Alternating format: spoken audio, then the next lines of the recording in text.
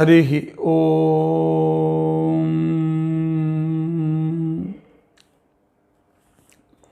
ಜನ್ಮಾದ್ಯಸ್ಯ ಯತೋನ್ಮಯಾದಿತರತಶ್ಚಾರ್ಥೇಷ್ವಭಿಘ್ನೇಶ್ವರಾಟ್ ತೇನೇ ಬ್ರಹ್ಮಹೃದಾಯ ಆದಿಕವಯೇ ಮುಹ್ಯಂತಿ M ಸೂರಯಃ. ತೇಜೋ ವಾರಿಮೃತಾಂ ಯಥಾ ವಿನಿಮಯೋ ಯತ್ರ ತ್ರಿಸರ್ಗೋ ಮೃಷಾ ಧಾಮ್ನಾ ಸ್ವೇನ ಸದಾ ನಿರಸ್ತಕುಹಕಂ ಸತ್ಯಂ ಪರಂ ಧೀಮಹಿ.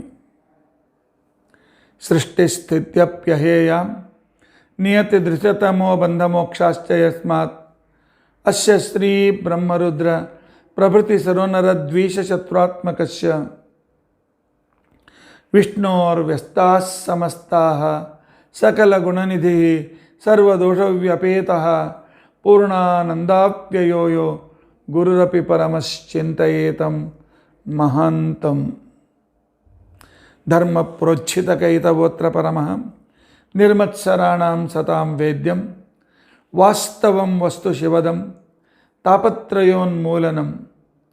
ಶ್ರೀಮದ್ಭಾಗವತೆ ಮಹಾಮುನಿಕೃತೆ ಕಿಂ ವಾ ಪರೈಃ ಈಶ್ವರಃ ಸದ್ಯೋ ಹೃದ್ಯವರುದ್ಧತೇತ್ರ ಕೃತಿಭಿಃ ಶುಶ್ರೂಷುಭಿಸ್ತಕ್ಷಣಾತ್. ನಿಗಮಕಲ್ಪತರೋರ್ಗಲಿತಂ ಫಲಂ ಶುಕಮುಖಾತ್ ಅಮೃತದ್ರವಸಂಯುತಂ ಪಿಬತ ಭಾಗವತಂ ರಸಂ ಆಲಯಂ ಮುಹುರಹೋ ರಸಿಕಾಃ ಭುವಿ ಭಾವುಕಾಃ. ಅಭ್ರಮಂ ಭಂಗರಹಿತಂ ಅಜಡಂ ವಿಮಲಂ ಸದಾ ಆನಂದತೀರ್ಥಮತುಲಂ ಭಜೆ ತಾಪತ್ರಯಾಪಹಂ. ಭವತಿ ಯದನುಭಾವಾದೇಡಮು ಕೋಪಿ ವಾಗ್ಮಿ ಜಡಮತಿರಪಿ ಜಂತುರ್ಜಾಯತೆ ಪ್ರಜ್ಞಮೌಲಿಃ. ಸಕಲವಚನಚೇತೋ ದೇವತಾ ಭಾರತೀ ಸಾ ಮಮ ವಚಸಿ ನಿಧತ್ತಾಂ ಸನ್ನಿಧಿಂ ಮಾನಸೇ ಚ. ಅಸ್ಮದ್ಗುರುಸಮಾರಂಭ ಟೀಕಾಕೃತ್ಪಾದಮಧ್ಯಗಾಂ ಶ್ರೀಮದಾಚಾರ್ಯಪರ್ಯಂತಾಂ ವಂದೇ ಗುರುಪರಂಪರಾಂ. ವಿದ್ಯಾಯಾಂ ವಿಬುಧಾಚಾರ್ಯಂ ವೇದಜ್ಞಾನಾಬ್ಧಿಚಂದಿರಂ ದುರ್ಮತಧ್ವಾಂತಮಾರ್ತಾಂಡಂ ಸತ್ಯಧ್ಯಾನಮುನಿಂ ಭಜೆ. ಪಂಚಾಶದ್ವರ್ಷಪರ್ಯಂತಂ ಸತತಂ ರಾಮಪೂಜಕಃ ಶ್ರೀಸತ್ಯಪ್ರಮೋದಗುರುರಾಟ್ ಭಾಸತಾಂ ನೋ ಹೃದಂಬರೆ. ಬಂಧುಸ್ತ್ವಂ ಗುರುರಿಷ್ಟದೈವತಮಿತಿ ತ್ವತ್ಪಾದಪಂಕೈರುಹಂ ಪ್ರಾಪ್ತಂ ಮಾಂ ಪರಿಪಾಲಯೇತಿ ಸತತಂ ಯಾಚೇ ನಿಬದ್ಧಾಂಜಲಿಃ. ಚಿತ್ತಂ ಮದ್ಗುಣದೋಷಚಿಂತನವಿಧೌ ನೂನಂ ಮನಾಂಮಾ ಕೃತಾಃ ಶ್ರೀಸತ್ಯಾತ್ಮಗುರೋ ತ್ವದಂಘ್ರಿಯುಗಲಂ ಹಿತ್ವಾ ನಮೇ ಸದ್ಗತಿಃ. ಯೈರಹಂ ಶುಕವತ್ ಸಮ್ಯಕ್ ಶಿಕ್ಷಿತೋಸ್ಮಿ ಕೃಪಾಲುಭೇ ತಾನ್ ವಂದೇ ಧೇನುಪಾಚಾರ್ಯಾನ್ ತತ್ವಜ್ಞಾನಾರ್ಥಸಿದ್ಧಯೇ. ಶ್ರೀ ಗುರುಭ್ಯೋ ನಮಃ. ಹರಿ ಓಂ ಹರಿ ಓಂ ಹರಿ ಓಂ. ಸ್ವಸ್ತಿಸ್ತು ಅಚೇತನ್ಮಂಗಲಾನಿ ಸಂತು.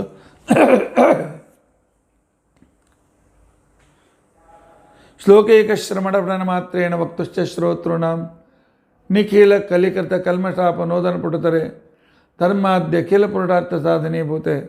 ಅದ್ಯ ಶ್ರೀಮದ್ಭಾಗವತೆ ತೃತೀಯ ಸ್ಕಂದಾಂಧ್ರಕಥಾ ಪ್ರಾರಂಭೆ ಸತಿ ಕಿಂಚಿತ್ ಪುರಕಥಾನುವಾದಃ. ಹರಿ ಓಂ ಹರಿ ಓಂ ಹರಿ ಓಂ.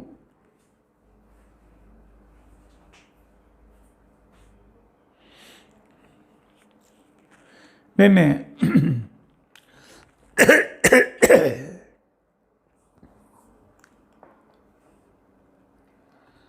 ನಿನ್ನಿನ ದಿನ ಪರಮಾತ್ಮ ಹೇಳ್ತಾ ಇದ್ದಾನೆ, ಅಮ್ಮ, ದೇಹದಲ್ಲಿ ಇರತಕ್ಕಂಥ ತತ್ವಾಭಿಮಾನಿ ದೇವತೆಗಳು ಅವರನ್ನು ನೋಡಿ ನೀನು ಭಕ್ತಿ ಕಲಿ ಅಂತ ಹೇಳಿ. ಅಂದರೆ ಏನರ್ಥ? ಶ್ಲೋಕ ಇದೆ, ದೇವಾನಾಂ ಗುಣಲಿಂಗಾನಾಂ ಆನುಶ್ರಾವಿಕ ಕರ್ಮಣಾಂ ಸತ್ವಯೇವೈಕಮನತಃ ವೃತ್ತಿ ಸ್ವಾಭಾವಿಕೀತುಯ. ಭಾಳ ಅದ್ಭುತವಾಗಿರ್ತಕ್ಕಂಥ ಒಂದು ಭಕ್ತಿಯ ವಿವರಣೆಯನ್ನು ಹೇಳ್ತಕ್ಕಂಥ ಒಂದು ಶ್ಲೋಕ ಇದು. ಪರಮಾತ್ಮ ಹೇಳ್ತಾ ಇದ್ದಾನಮ್ಮ, ದೇವತೆಗಳೇನಿದ್ದಾರಲ್ಲ ಇವರು ಅನುಶ್ರಾವಿಕ ಕರ್ಮಣ, ವೇದೋಕ್ತವಾಗಿರ್ತಕ್ಕಂಥ ರೀತಿಯಲ್ಲಿ ಶ್ರುತಿಯಲ್ಲಿ ಹೇಳಿದ್ದನ್ನು ಚಾಚೂ ತಪ್ಪದೆ ಆಚರಣೆ ಮಾಡ್ತಕ್ಕಂಥ ವ್ಯಕ್ತಿಗಳು. ಚಾಚೂ ತಪ್ಪದೆ ಆಚರಣೆ ಮಾಡ್ತಾರೆ ಅಂದರೆ ಏನರ್ಥ? ಭಗವಂತನ ಆಜ್ಞೆಯನ್ನು ಪರಿಪಾಲನೆ ಮಾಡ್ತಾ ಅವನಲ್ಲಿ ಪ್ರೀತಿ ಮಾಡುವುದಕ್ಕೆ ಭಕ್ತಿ ಅಂತ ತಿಳ್ಕೊಂಡು ಅಂತ ಹೇಳಿ ಕರೀತಾರೆ. ಈ ದೇವತೆಗಳು ಏನು ಕಲಿಸ್ಕೊಡ್ತಾರೆ? ಕೇವಲ ನಂಗೆ ದೇವರಲ್ಲಿ ಪ್ರೀತಿ ಇದೆ, ವಿಶ್ವಾಸ ಇದೆ, ಶ್ರದ್ಧಾ ಇದೆ, ಆದರೆ ಏನು ಮಾಡಲಿಕ್ಕೆ ಆಗೋದಿಲ್ಲ, ಇದು ಭಕ್ತಿ ಅಲ್ಲ, ನೀವು ಮೋಸ ಮಾಡ್ತಾ ಇದ್ದೀರಿ, ಆತ್ಮವಂಚನೆ ಮಾಡ್ಕೊಳ್ತಾ ಇದ್ದೀರಿ. ದೇವತೆಗಳನ್ನು ನೋಡಿ,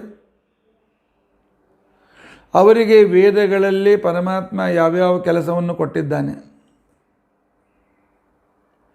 ಆ ಕೆಲಸಗಳನ್ನು ಇದು ಭಗವಂತನ ಸೇವೆ ಅಂತ ಹೇಳಿ ಚಾಚೂ ತಪ್ಪದೆ ಮಾಡ್ತಾರೆ.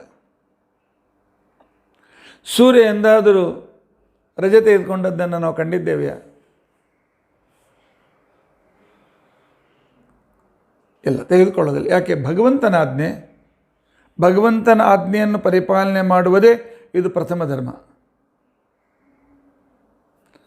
ನಮಗೆ ಭಗವಂತನ ಆಜ್ಞೆ ಶ್ರುತಿ ಸ್ಮೃತಿ, ಭಾಗವತಾದಿ ಪುರಾಣಗಳು, ವೇದಗಳು, ಸ್ಮೃತಿ ಗ್ರಂಥಗಳು, ಮನುಸ್ಮೃತಿ ಇತ್ಯಾದಿಗಳು, ಅವು ನಮ್ಮ ಕಾನ್ಸ್ಟಿಟ್ಯೂಷನ್, ಅವು ಭಗವಂತನ ಆಜ್ಞೆಗಳು.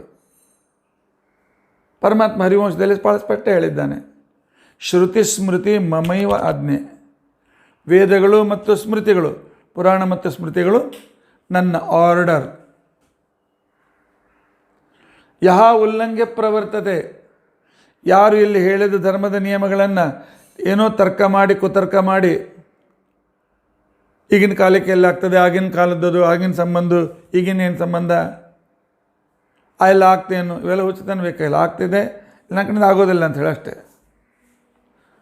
ಆದರೆ ಅದನ್ನು ಮಾಡಿ ನಡೀತದೆ, ಇದನ್ನು ಮಾಡಿ ನಡೀತದೆ ಅಂತ ಅಲ್ಲಿಕ್ಕೆ ಹೋಗಬೇಡಿ. ಕಾನ್ಸ್ಟಿಟ್ಯೂಷನ್ ಚೇಂಜ್ ಮಾಡಬೇಕು. ಕಾನ್ಸ್ಟಿಟ್ಯೂಷನ್ ರಚನೆ ಮಾಡಿದ ಪರಮಾತ್ಮ, ವೇದವ್ಯಾಸದವರು ರಚನೆ ಮಾಡಿದ್ದಾರೆ, ಅವ್ರನ್ನೇ ಕೇಳಿ. ಅವ್ರು ಚೇಂಜ್ ಮಾಡಿದರೆ ಚೇಂಜ್ ಮಾಡ್ತಾರೆ, ಇಲ್ಲದೆ ಉಳಿದವರು ಚೇಂಜ್ ಮಾಡಲಿಕ್ಕೆ ಅಧಿಕಾರ ಇಲ್ಲ. ಅನುಶ್ರಾವಿಕ ಕರ್ಮಣ, ಅವರು ಕರ್ಮಗಳನ್ನು ಮಾಡುವಾಗ ಏನು ಮಾಡ್ತಾರೆ? ಸತ್ವ ಏವೈಕ ಮನಸಃ. ಸತ್ವ ಅಂತಂದರೆ ಪರಮಾತ್ಮ. ಪರಮಾತ್ಮನಲ್ಲಿ ಏಕಾಗ್ರ ಮನಸ್ಸನ್ನು ಇಟ್ಟು ಸೂರ್ಯ ಬೆಳಕು ಕೊಡುತ್ತಾನೆ, ಆನಂತರ ಕೋಣವಾಯು ಗಾಳಿಯನ್ನು ಬೀಸ್ತಾನೆ, ಇಂದ್ರ ಮಳೆಗರಿತಾನೆ,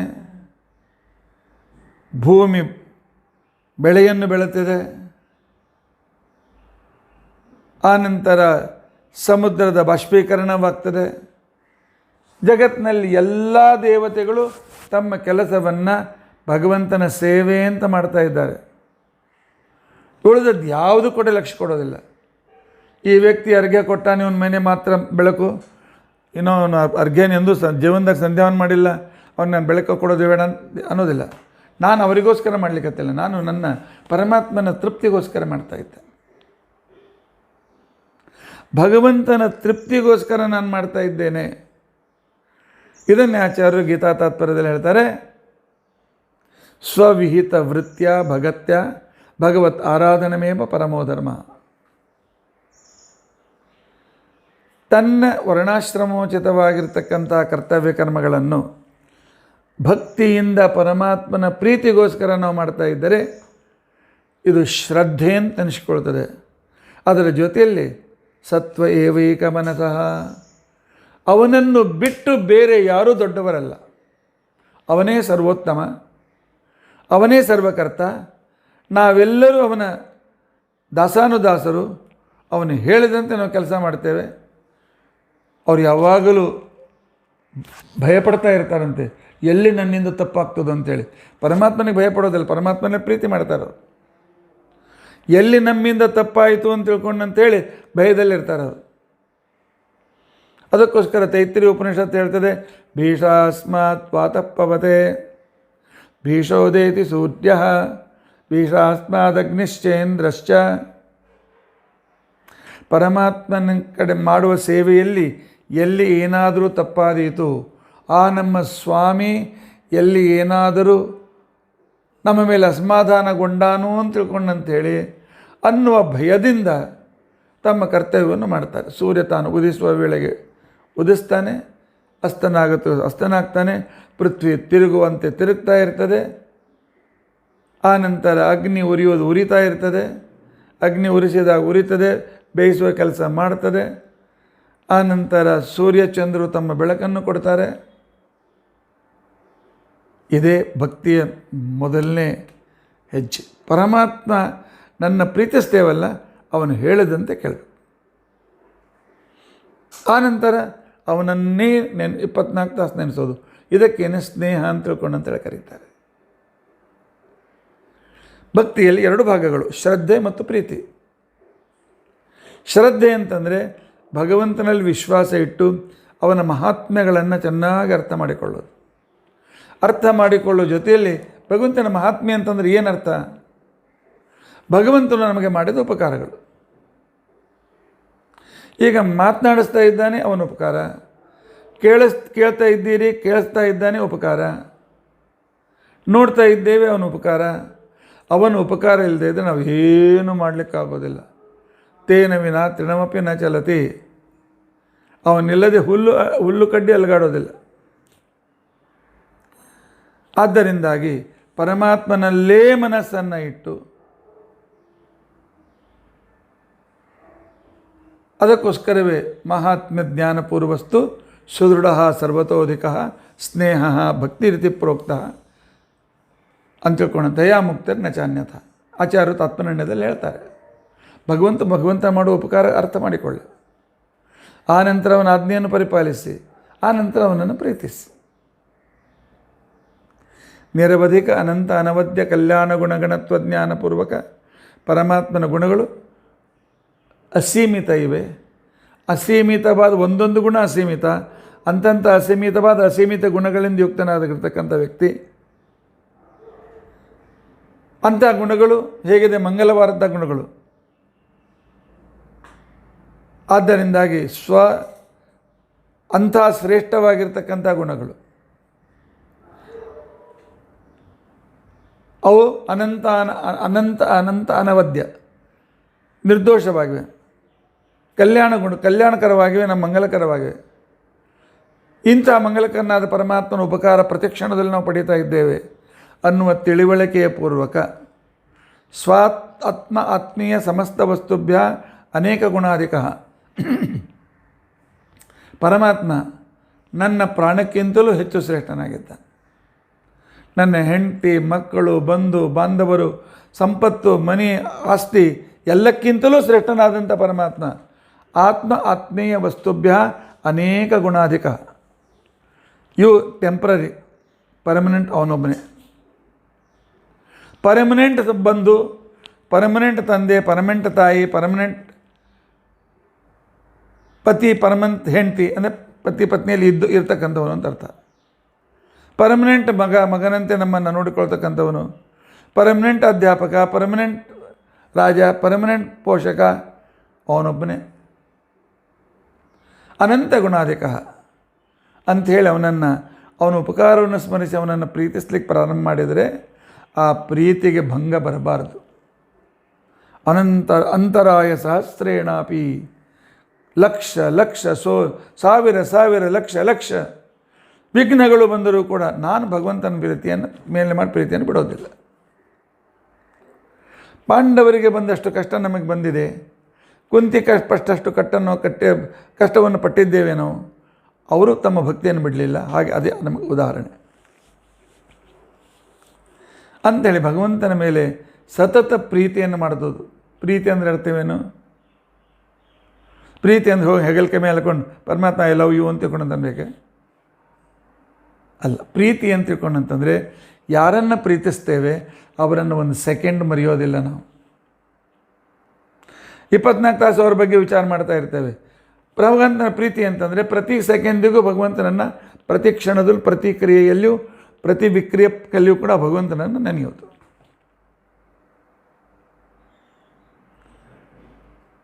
ದೇವತೆಗಳು ಈ ರೀತಿಯಾಗಿದ್ದಾರೆ ಅಂಥೇಳಿ ಪರಮಾತ್ಮ ಅವರಿಗೆ ದೇವತೆಗಳನ್ನು ಮಾಡಿದ್ದಾನೆ. ನನ್ನ ಆಜ್ಞೆಯಿಂದ ಜಗತ್ತಿಗೆ ಉಪಕಾರ ಮಾಡಿ ಅಂತ ತಿಳ್ಕೊಂಡಂತೆ. ಅವರೆಲ್ಲರೂ ಅಪೋಕ್ಷ ಜ್ಞಾನಿಗಳು, ಅವರೆಲ್ಲರೂ ಮೋಕ್ಷದಲ್ಲಿ ಉತ್ತಮವಾದ ಸ್ಥಾನವನ್ನು ಪಡೆಯತಕ್ಕಂಥವರು. ಅವರಂಥವರೇ ದಾಸಾನುದಾಸರಾಗಿ ಭಗವಂತನ ಸೇವೆಯನ್ನು ಮಾಡ್ತಾ ಇದ್ದರೆ ನಾವು ಮಾಡಲೇಬೇಕು ಅಂತ ಅನ್ನೋದನ್ನು ಪ್ರತ್ಯೇಕ ಹೇಳಬೇಕೆ? ಅಮ್ಮ, ಆ ಭಗವಂತನ ಸೇವಕರಾದಂಥ ದೇವತೆಗಳನ್ನು ನೋಡಿ ನಾವು ಹೇಗೆ ಪರಮಾತ್ಮನ ಆಜ್ಞೆಯನ್ನು ಪರಿಪಾಲನೆ ಮಾಡಬೇಕು, ಪರಮಾತ್ಮನ ಮಹಿಮೆಗಳನ್ನು ಹೇಗೆ ಅರ್ಥ ಮಾಡಿಕೊಳ್ಳಬೇಕು, ಪರಮಾತ್ಮನ ಉಪಕಾರಗಳನ್ನು ಹೇಗೆ ಅರ್ಥ ಮಾಡಿಕೊಳ್ಳಬೇಕು, ಪರಮಾತ್ಮನ ಆ ಭಗವಂತನಲ್ಲಿ ಮನಸ್ಸನ್ನು ಏಕಾಗ್ರವಾಗಿ ಹೇಗೆ ಪ್ರೀತಿಸಬೇಕು, ದೇವತೆಗಳಿಂದ ಕಲಿಬೇಕು. ದೇವತೆಗಳು ನಮ್ಮ ಶರೀರದಲ್ಲಿದ್ದು ನಮ್ಮ ಶರೀರದಲ್ಲಿರ್ತಕ್ಕಂಥ ಭಗವಂತನ ಸೇವೆ ಮಾಡ್ತಾ ಇರ್ತಾರೆ. ನಮ್ಮ ಸೇವೆಗೋಸ್ಕರ ಬರಲಿಲ್ಲ ಅವರು. ಕಣ್ಣಿನಲ್ಲಿ ಸೂರ್ಯಚಂದ್ರರು ಇಲ್ಲಿ ಹೃದಯ ಮಂದಿರದಿದ್ದ ಭಗವಂತನಿಗೆ ಬೆಳಕಲಿಕ್ಕೆ ಬಂದಿದ್ದಾರೆ. ಕಿವಿಯಲ್ಲಿರ್ತಕ್ಕಂಥ ದಿಗ್ದೇವತೆಗಳು ಭಗವಂತನ ಪೂಜೆಗೋಸ್ಕರ ಇದ್ದಾರೆ.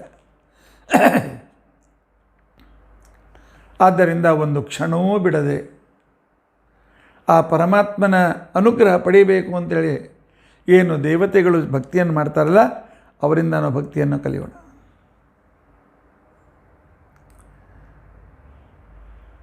ಅದಕ್ಕೋಸ್ಕರ ಹೇಳಿದರು, ಅನಿಮಿತ ಭಾಗವತೆ ಭಕ್ತಿ ಸಿದ್ಧೇರ್ಗರೀಯಸಿ. ಯಾವ ಪ್ರಯೋಜನವನ್ನೂ ಬಯಸದೆ ಪರಮಾತ್ಮ ನಮಗೆ ಪರಮ ಉಪಕಾರಿ ಅಂತ ತಿಳ್ಕೊಂಡಂತೇಳಿ ಅವನಿಗೆ ಕೃತಜ್ಞನಾಗಿ ಯಾರು ಭಗವಂತನನ್ನು ಹೇಳಿದ ನಿಯಮಗಳನ್ನು ಪರಿಪಾಲನೆ ಮಾಡ್ತಾ ಭಗವಂತ ಅನಂತ ಮಹಿಮೆಗಳನ್ನು ಪುನಃ ಪುನಃ ಗುಣಗಾನ ಮಾಡ್ತಾ ಅವನಲ್ಲಿ ನಾವು ಪ್ರೀತಿಯನ್ನು ಯಾವಾಗ ಮಾಡ್ತೀವಿ ಆಗ ನಮ್ಮ ಸಂಪೂರ್ಣ ಲಿಂಗ ಶರೀರ ನಾಶವಾಗಿ ಮೋಕ್ಷಕ್ಕೆ ಹೋಗ್ತದೆ. ಸಮಯಾನುಸಾರ ಲಿಂಗದೇಹ ಭಂಗ ಆಗ್ತದೆ, ಆದರೆ ಮೋಕ್ಷ ನಿಶ್ಚಿತ. ಹೇಗೆ ಅಗ್ನಿಯಲ್ಲಿ ಹಾಕಿದ್ದನ್ನು ಅಗ್ನಿ ಸುಟ್ಟು ಬುದಿಯನ್ನು ಮಾಡಿಬಿಡ್ತದೆ, ಅದೇ ರೀತಿಯಾಗಿ ಪರಮಾತ್ಮ ಅಂತಕ್ಕಂಥ ವ್ಯಕ್ತಿಗೆ ನಾವು ನಮ್ಮನ್ನು ಅರ್ಪಣೆ ಮಾಡಿದರೆ ನಮ್ಮ ಲಿಂಗ ಶರೀರವೂ ಕೂಡ ಹೊರಟೋಗ್ಬಿಡ್ತದೆ.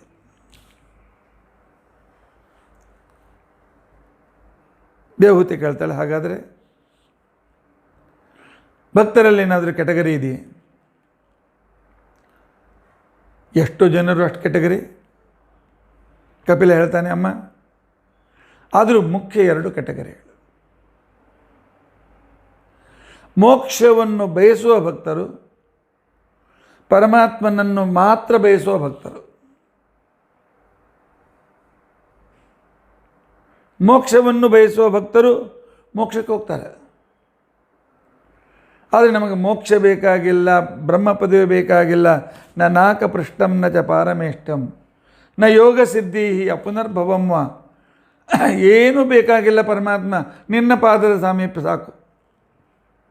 ಪರಮಾತ್ಮನನ್ನೇ ಬೇಡ್ತಕ್ಕಂಥ ವ್ಯಕ್ತಿಗಳಿದ್ದಾರೆ, ಇವರು ಉತ್ತಮ ಭಕ್ತರು, ನಂಬರ್ 1 ಭಕ್ತರು. ಮೋಕ್ಷದಲ್ಲಿ ಇಂಥ ನಂಬರ್ 1 ಭಕ್ತರಿಗೆ ದಿನದಿನ ಆನಂದ ಅಭಿವೃದ್ಧಿ. ಮೋಕ್ಷಕ್ಕೋಸ್ಕರ ಮೋಕ್ಷ ಸಿಕ್ತು ಅಷ್ಟೇ ಆನಂದ, ಅವ್ರ ತುರುಪಾನಂದ ಎಷ್ಟಿದೆ ಅಷ್ಟೇ, ಅಭಿವೃದ್ಧಿ ಇಲ್ಲ. ಆದ್ದರಿಂದಾಗಿ ಮೋಕ್ಷ ಬಯಸ್ತಕ್ಕಂಥವ್ರು ಅಪೂರ್ಣ ಭಕ್ತರು. ಅಪೂರ್ಣ ಭಕ್ತ ಮುಕ್ತೌತು ನ ಸುಖಂ ಪೂರ್ತಿಮೇಷ್ಯತಿ. ಪೂರ್ತಿಯಾದ ಸುಖವನ್ನು ಮೋಕ್ಷೇಚ್ಛುಗಳು ಪಡೆಯೋದಿಲ್ಲ. ಸ್ವರೂಪಾನಂದವನ್ನು ಪಡೀತಾರೆ, ಪರಮಾತ್ಮ ಸ್ವಲ್ಪ ಬಾಕಿ ಉಳಿಸ್ತಾನೆ. ಆದರೆ ಅತಸ್ತಾದೃಶಿ ಮುಕ್ತೇ, ಅದು ಪರಮಾತ್ಮನೇ ಬೇಕು ಅಂತ ತಿಳ್ಕೊಂಡಂತೇಳಿ ಯಾರು ಪರಮಾತ್ಮನನ್ನು ಬೆಳ್ತಾರೆ ಅವರು ಪೂರ್ಣವಾಗಿರ್ತಕ್ಕಂಥ ಪರಮಾತ್ಮನ ತಮ್ಮ ಸ್ವರೂಪದ ಪೂರ್ಣಾನಂದದ ಜೊತೆಯಲ್ಲಿ ಹೇಗೆ ಸಮುದ್ರದಲ್ಲಿ ತೆರೆಗೆ ಬರ್ತದೆ ಆ ರೀತಿಯಾಗಿರ್ತಕ್ಕಂಥ ಆನಂದಗಳನ್ನು ಅನುಭವಿಸ್ತಾ ಇರ್ತಾರೆ.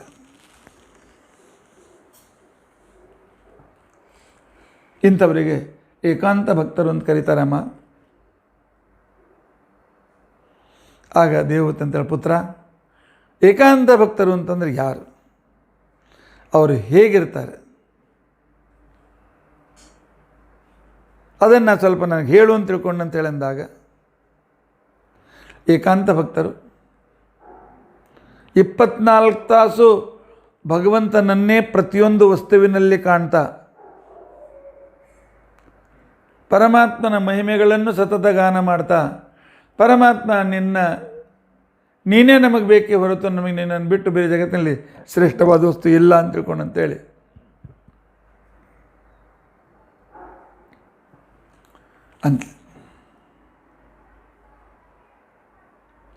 ಅಂತಹ ವ್ಯಕ್ತಿಗಳು ಮುಕ್ತಿಯನ್ನು ಬಯಸೋದಿಲ್ಲ. ಏಕ ಅಂತ ಭಕ್ತಿ. ಏಕಾಂತ ಭಕ್ತಿ ಅಂದರೆ ಏಕ ಅಂತಂದರೆ ಸರ್ವೋತ್ತಮನಾದ ಪರಮಾತ್ಮ.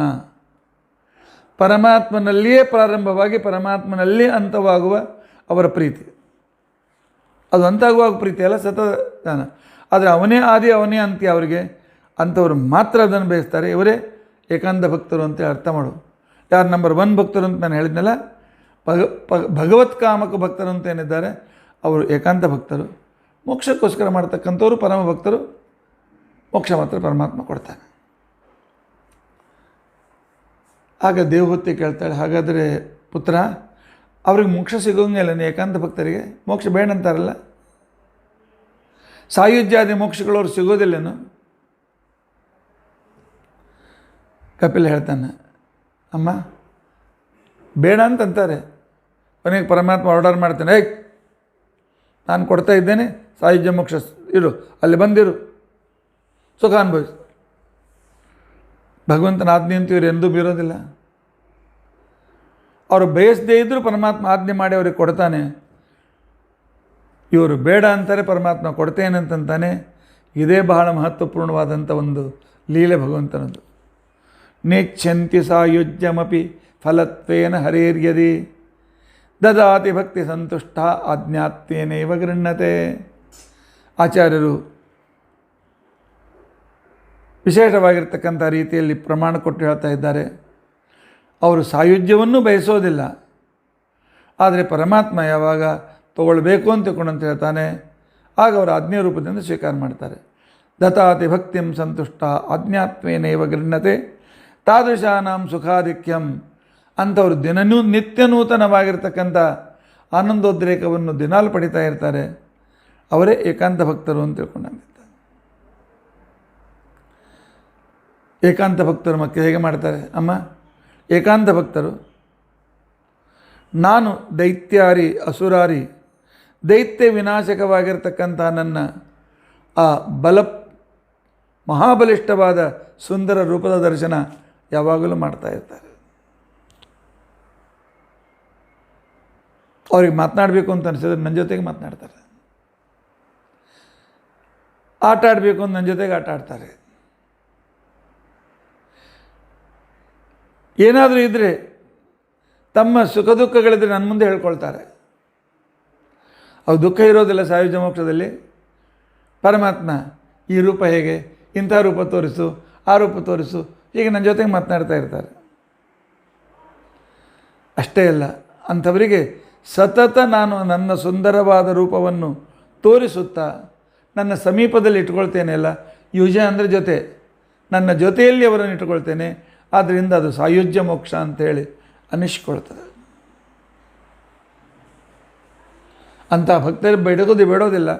ಆದರೆ ನಾನು ಅವರಿಗೆ ದಯಮಾಡಿ ಅನುಗ್ರಹ ಮಾಡಿ ಅವರಿಗೆ ನಾನು ಅಣಿಮಾದಿ ಸಿದ್ಧಿಗಳನ್ನು ನಾನಾಗಿ ಕೊಟ್ಬಿಡ್ತೇನೆ. ಯೋಗದಿಂದ ಕಷ್ಟಪಟ್ಟು ಯಮನಿಯಮನ ಆಸನಾದಿಗಳಿಂದ ಪಡೆಯತಕ್ಕಂಥವರು ಕೆಲವರು, ಭಗವಂತನ ಅನುಗ್ರಹದಿಂದ ತಕ್ಷಣ ಪಡೆಯತಕ್ಕಂಥವ್ರು ಕೆಲವರು. ಇಂಥ ಪರಮಾತ್ಮನಿಗೆ ನಾನು ಅಣಿಮಾದಿ ಸಕಲ ಸಿದ್ಧಿಗಳನ್ನು ಅವರಿಗೆ ಕೊಡ್ತೇನೆ. ಅವರ ಶರೀರ ನನ್ನಂತೆ ಸುಂದರವಾಗಿರ್ತದೆ, ಅಂದರೆ ನನ್ನ ರೂಪದ ಸದೃಶ್ಯವಾಗಿರ್ತದೆ. ಅಷ್ಟೇ ಅಲ್ಲ, ತಮ್ಮ ಮಕ್ಕಳಿಗಿಂತ ನನ್ನನ್ನು ಹೆಚ್ಚು ಪ್ರೀತಿ ಮಾಡ್ತಾರೆ. ಅವರಿಗೆ ನಾನೇ ತಾಯಿ, ನಾನೇ ತಂದೆ, ನಾನೇ ಗುರು, ನಾನೇ ಮಿತ್ರ, ನಾನೇ ಇಷ್ಟ ದೈವ, ಅವರಿಗೆಲ್ಲ ನಾನೇ ಸರ್ವಸ್ವ. ಈ ರೀತಿಯಾಗಿ ತಮ್ಮನ್ನು ತಾನು ನನ್ನಲ್ಲಿ ತಿಳಿದುಕೊಂಡಿರ್ತಕ್ಕಂಥ ಅಂಥ ಶಾಂತ ಸ್ವಭಾವದವರನ್ನು ನಾನು ಕೂಡ ನನ್ನವರು ಅಂತ ಸ್ವೀಕಾರ ಮಾಡ್ತೇನೆ. ಅವರಿಗೆ ಸಕಲ ವಿಧವಾಗಿರ್ತಕ್ಕಂಥ ಸುಖವನ್ನು ನಾನು ಕೊಡ್ತೇನೆ. ಅಷ್ಟೇ ಅಲ್ಲ, ಮೋಕ್ಷದ ಪೂರ್ವದಲ್ಲಿ ಈ ಸುಖದ ಸಕಲ ಭೋಗಗಳನ್ನು ಪಡೆದು ಆನಂತರ ಸ್ವರ್ಗಾದಿ ಭೋಗಗಳನ್ನು ಪಡೆದು ಅಲ್ಲಿ ನಂತರ ನನ್ನ ಮುಕ್ತಿಗೆ ಬರ್ತಾರೆ. ಅವರಂತಾರೆ ಪರಮಾತ್ಮ ಅವೆಲ್ಲ ಬೇಕಾಗಿಲ್ಲ, ನೀ ಬೇರೆ ಸಾಕು ಅಂತ ತಿಳ್ಕೊಂಡು ಅಂತ ಹೇಳ್ತಾರೆ. ಈ ರೀತಿಯಾಗಿ ನನ್ನನ್ನು ಬಿಟ್ಟು ಬೇರೆ ಏನನ್ನೂ ಬಯಸದೇ ಇರತಕ್ಕಂಥವರಿಗೆ, ಏಕಾಂತ ಭಕ್ತರಿಗೆ ಸಂಸಾರದ ಭಯ ಇರೋದಿಲ್ಲ. ಅವರನ್ನು ನಾನು ಸಂಸಾರದಲ್ಲಿ ಆ ಸಂಸಾರದ ಪೀಡೆ ಆಗುವಂತೆ ಆಗುವಂತೆ ಪೀಡೆ ಆಗದಂತೆ ನಾನು ನೋಡ್ಕೊಳ್ತೇನೆ. ಆದ್ದರಿಂದಲೇ ಅಮ್ಮ ಇನ್ನೊಮ್ಮೆ ಹೇಳ್ತೇನೆ, ನೋಡು ನನ್ನ ಮೇಲೆ ಎಷ್ಟು ಪ್ರೀತಿಯಿಂದ ಒಂದು ಸಲ ಹೇಳಿದ್ದೇನೆ, ಸತತವಾಗಿ ಪ್ರಳಯ ಸೃಷ್ಟಿ ಆರಂಭದಿಂದ ಪ್ರಳಯದವರೆಗೂ ವಾಯುದೇವರು ತಮ್ಮ ಕೆಲಸ ಮಾಡ್ತಾ ಇರ್ತಾರೆ, ಸೂರ್ಯ ತನ್ನ ಕೆಲಸ ಮಾಡ್ತಾನೆ. ಎಲ್ಲಿ ಅವ್ರು ತಮ್ಮ ಆಯುಷ್ಯ ಎಷ್ಟಿದೆ ಅಷ್ಟು ಪೂರ್ತಿ ಕೆಲಸ ಮಾಡ್ತಾರೆ, ಒಂದು ಕ್ಷಣವೂ ಕೂಡ ಬಿಡೋದಿಲ್ಲ. ಆದ್ದರಿಂದಾಗಿ ಈ ರೀತಿಯ ಏಕಾಂತ ಭಕ್ತಿ ಅಂತ ತಿಳ್ಕೊಂಡಂತೇನಿದೆ, ಏತಾವಾ ನೈವ ಲೋಕಸ್ಮಿನ್ ಪುಂಸಾಂ ನಿಶ್ರೇಯಸೋದಯ. ಅಮ್ಮ ನನ್ನ ಭಕ್ತಿಯಿಂದ ಸಿಗ್ತಕ್ಕಂಥದ್ದು ಇದು, ನನ್ನ ಸಾಮೀಪ್ಯ, ನನ್ನ ಜೊತೆಗಿರ್ತಕ್ಕಂಥ ಅನಂತ ಅನಂತ ಅನಂತ ಸುಖ, ಜನನ ಮರಣ ರಾಹಿತ್ಯ, ದುಃಖದ ನೆರಳು ಕೂಡ ಇಲ್ಲ. ತೀವ್ರೇಣ ಭಕ್ತಿಯೋಗೇನ ಮನೋಮಯ್ಯರ್ಪಿತಂ ಸ್ಥಿತಂ. ಅವರು ತೀವ್ರವಾದ ಏಕಾಂತ ಭಕ್ತಿಯಿಂದ ನನ್ನಲ್ಲೇ ತಮ್ಮ ಎಲ್ಲ ರೀತಿಯಾಗಿರ್ತಕ್ಕಂಥ ಪ್ರೀತಿ ವಿಶ್ವಾಸ ಎಲ್ಲವನ್ನೂ ನನ್ನಲ್ಲೇ ಇಟ್ಟು ನನ್ನಲ್ಲೇ ನನ್ನ ವಿಶೇಷವಾಗಿರ್ತಕ್ಕಂಥ ನನ್ನ ಸೇವೆಯಲ್ಲೇ ಮಗ್ನರಾಗಿರ್ತಾರೆ. ನಿನ್ನೆ ನಾನು ಹೇಳಿದ್ನಲ್ಲ ಸಜ್ಜನರು ಹೇಗಿರ್ತಾರೆ ಅಂತೇಳಿ, ಮದಾಶ್ರಯ ಕಥಾಮೃಷ್ಟ ಅಂತೇಳಿ, ಶೃಣ್ವಂತಿ ಚ ಗೃಣಂತಿ ಚ, ನನ್ನ ಗುಣಗಾನೇ ಮಾಡ್ತಾರೆ, ನನ್ನ ಗುಣಗಾನವನ್ನೇ ಕೇಳ್ತಾರೆ, ಅದನ್ನೇ ಚರ್ಚೆ ಮಾಡ್ತಾರೆ, ಅದರ ಬಗ್ಗೆ ಇನ್ನೂ ಅನೇಕ ರೀತಿಯಾದಂಥ ವಿಚಾರಗಳನ್ನು ಮಾಡ್ತಾರೆ. ನನ್ನನ್ನು ಬಿಟ್ಟು ಅವರ ಮನಸ್ಸಿನಲ್ಲಿ ಬೇರೆ ಯಾರೂ ಇರೋದಿಲ್ಲ. ಈ ರೀತಿಯಾಗಿ ಕುಳಿತಾಗ ನಿಂತಾಗ ಶ್ವಾಸೋಚ್ಛ್ವಾಸ ತೆಗೆದುಕೊಂಡಾಗ ನಾನೇ ಬೇಕು, ನಾನು ನೋಡಬೇಕು ಅಂತ ತಿಳ್ಕೊಂಡು ಅಂತೇಳಿ ಏನು ಪ್ರೀತಿಸ್ತಾರಲ್ಲ, ಇದೇ ಶ್ರೇಷ್ಠ ಭಕ್ತಿ, ಇದೇ ಏಕಾಂತ ಭಕ್ತಿ, ಇದು ನನಗೆ ಪ್ರಿಯ.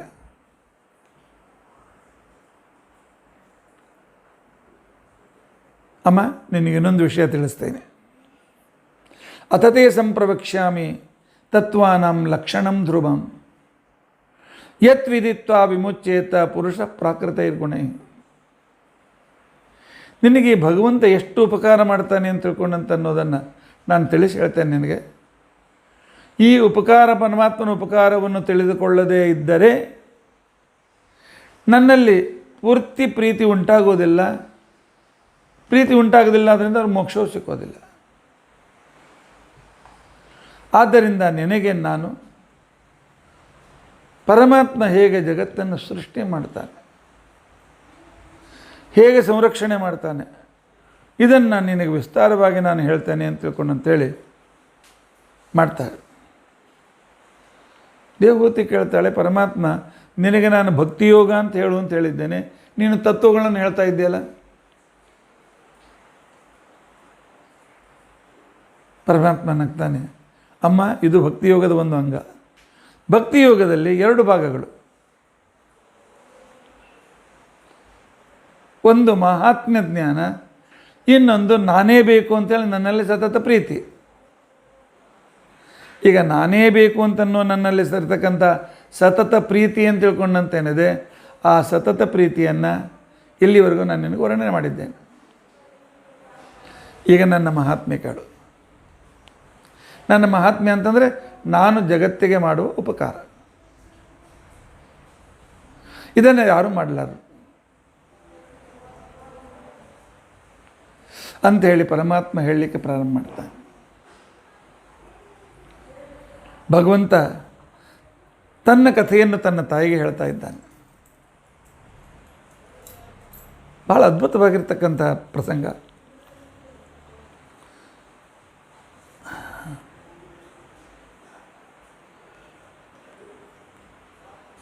ಮೊದಲೇದಮ್ಮ, ನನ್ನ ಬಗ್ಗೆ ನನ್ನ ಪರಿಚಯ ತೆಗೆದುಕೊಳ್ಳಿ.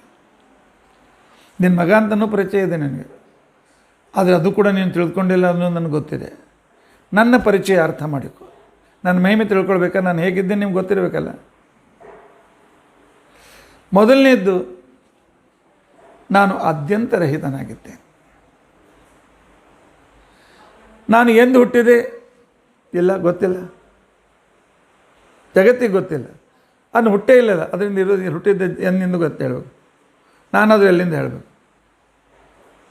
ಎಂದು ನನ್ನ ನನ್ನ ಕೆಲಸ ಮುಗೀತದೆ, ಅದು ಕೂಡ ಅದು ಇದೂ ಇಲ್ಲ ಅದೂ ಇಲ್ಲ, ನನಗೆ ಆದಿನೂ ಇಲ್ಲ ಅಂತ್ಯನೂ ಇಲ್ಲ. ಆದ್ದರಿಂದ ನಾನು ನಿತ್ಯ.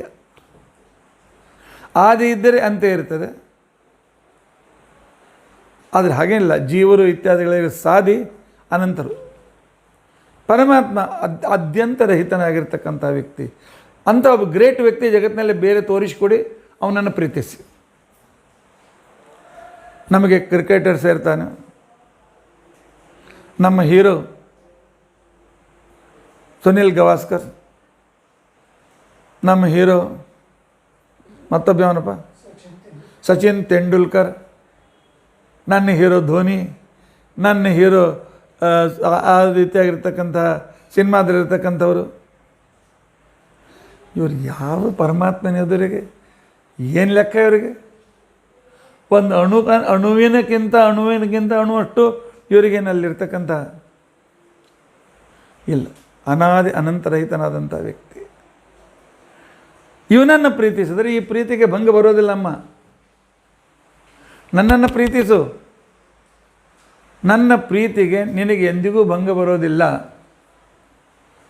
ಮಕ್ಕಳನ್ನು ಪ್ರೀತಿಸಿದೆ ಸತ್ತು ಹೋಗ್ತಾರೆ, ಅಥವಾ ನೀನು ಬಿಟ್ಟು ಹೋಗ್ತೀಯ. ಬಂಧುಗಳನ್ನು ಪ್ರೀತಿಸಿದಿ, ಇಲ್ಲ ಅವ್ರು ಬಿಟ್ಟು ಹೋಗ್ತಾರೆ, ಇಲ್ಲ ನೀ ಬಿಟ್ಟು ಹೋಗ್ತೀವಿ. ಆದರೆ ನಾನು ನಿನ್ನನ್ನು ಬಿಡೋದಿಲ್ಲ, ನೀನು ನನ್ನನ್ನು ಬಿಟ್ಟಿರೋದಿಲ್ಲ. ಆದ್ಯಂತರಹಿತತ್ವ ನನ್ನ ಮೊದಲನೇ ವಿಶಿಷ್ಟತೆ. ಪರಮ ಇಂಥ ಯಾರಾದರೂ ಜಗತ್ತಿನಲ್ಲಿ ಇದ್ದರೆ ಹೇಳಿ. ಇವನನ್ನಕ್ಕಿಂತ ಆ ಶ್ರೇಷ್ಠನಾದ ಅಲ್ಲಿ ಪ್ರೀತಿ ಮಾಡಿ, ಪರವಾಗಿಲ್ಲ. ಭಗವಂತ ಹೇಳ್ತಾನೆ, ನನಗೆ ಹುಟ್ಟಿಸಿದವರು ಯಾರೂ ಇಲ್ಲ, ತಂದೆ ಇಲ್ಲ, ತಾಯಿ ಇಲ್ಲ, ನನಗೆ ಕಾರಣರು ಯಾರೂ ಇಲ್ಲ. ನಾನು ಮೊದಲಿನಿಂದಲೂ ಇದೇ ರೀತಿಯಾಗಿ ಸರ್ವೋತ್ತಮನಾಗಿಯೇ ಇದ್ದೇನೆ.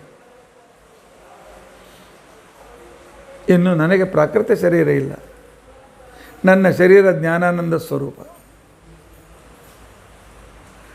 ನಾನೇ ಪೂರ್ಣಾನಂದ.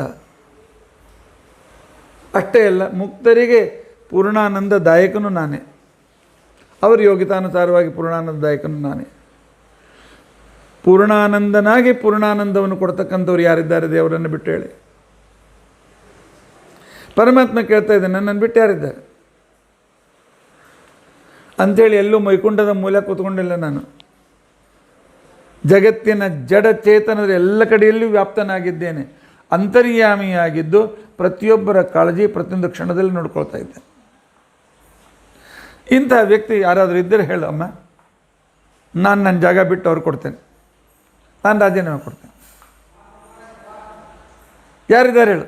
ಸಕಲರ ಜಡಚೇತನರ ಸರ್ವರಲ್ಲಿಯೂ ಕೂಡ ಅಂತರ್ಯಾಮಿಯಾಗಿದ್ದು ಅವರ ಯೋಗಕ್ಷೇಮವನ್ನು ನೋಡ್ಕೊಳ್ತಕ್ಕಂಥ ವ್ಯಕ್ತಿ ಯಾರಿದ್ದಾರೆ? ನನಗೆ ಸತ್ವಗುಣ, ರಜೋಗುಣ, ತಮೋಗುಣ, ವಿಕೃತಿ, ಅದರಿಂದ ಮೋಹ, ಅದರಿಂದ ಅಜ್ಞಾನ, ಅದರಿಂದ ಸಂಸಾರ ಆಸಕ್ತಿ, ಈ ಪ್ರಾಕೃತ ಗುಣನೇ ನನಗೆ ಸಂಬಂಧ ಇಲ್ಲ. ಆದ್ದರಿಂದಲೇ ನಾನು ನಿರ್ಗುಣ ಅಂತ ಕರೀತಾರೆ. ನಿರ್ಗುಣ ಅಂದರೆ ಪ್ರಾಕೃತ ಗುಣ ರಹಿತ ಅಂತ ಅರ್ಥ. ಏನು ಕೆಲವು ಮೂರ್ಖರಿದ್ದಾರೆ, ನಿರ್ಗುಣ ಅಂದರೆ ದೇವ್ರ ಹತ್ರ ಯಾವ ಗುಣ ಇಲ್ಲ ಅಂತ ತಿಳ್ಕೊಂಡು ಅಂತೇಳಿ. ಯಾವ ಗುಣ ಇಲ್ಲ ಅಂತನೂ ಗುಣ ಆದರೂ ಪರಮಾತ್ಮನಲ್ಲಿ ಇದೆಲ್ಲ. ನಿರ್ಗುಣ ಅಂತಂದರೆ ಪ್ರಾಕೃತ ಗುಣರಹಿತ ಅಂತ ಅರ್ಥ. ಪ್ರಾಕೃತ ಗುಣತ ರಹಿತನಾಗಿದ್ದೇನೆ. ಅಷ್ಟೇ ಅಲ್ಲ, ಚೇತನ ಪ್ರಕೃತಿ ಅಂತ ಅನ್ಸ್ಕೊಂಡಿರ್ತಕ್ಕಂಥ, ಚೇತನ ಪ್ರಕೃತಿ ಅಂತ ತಿಳ್ಕೊಂಡಂಥ ಪ್ರಕೃಷ್ಟ ಕೃತಿ, ಜಗತ್ತಿನಲ್ಲಿ ಪರಮಾತ್ಮ ನಂತರ ಅತ್ಯಂತ ಶ್ರೇಷ್ಠ ವ್ಯಕ್ತಿ ಆ ಮಹಾಲಕ್ಷ್ಮಿ ನನ್ನ ಹೆಂಡತಿ, ನನ್ನ ಅಧೀನದಲ್ಲಿದ್ದಾಳೆ. ನಾನು ಭೂಮಿಯಲ್ಲಿ, ಆಕಾಶದಲ್ಲಿಯೂ, ಎಲ್ಲ ಕಡೆಯಲ್ಲಿಯೂ ಇದ್ದೇನೆ.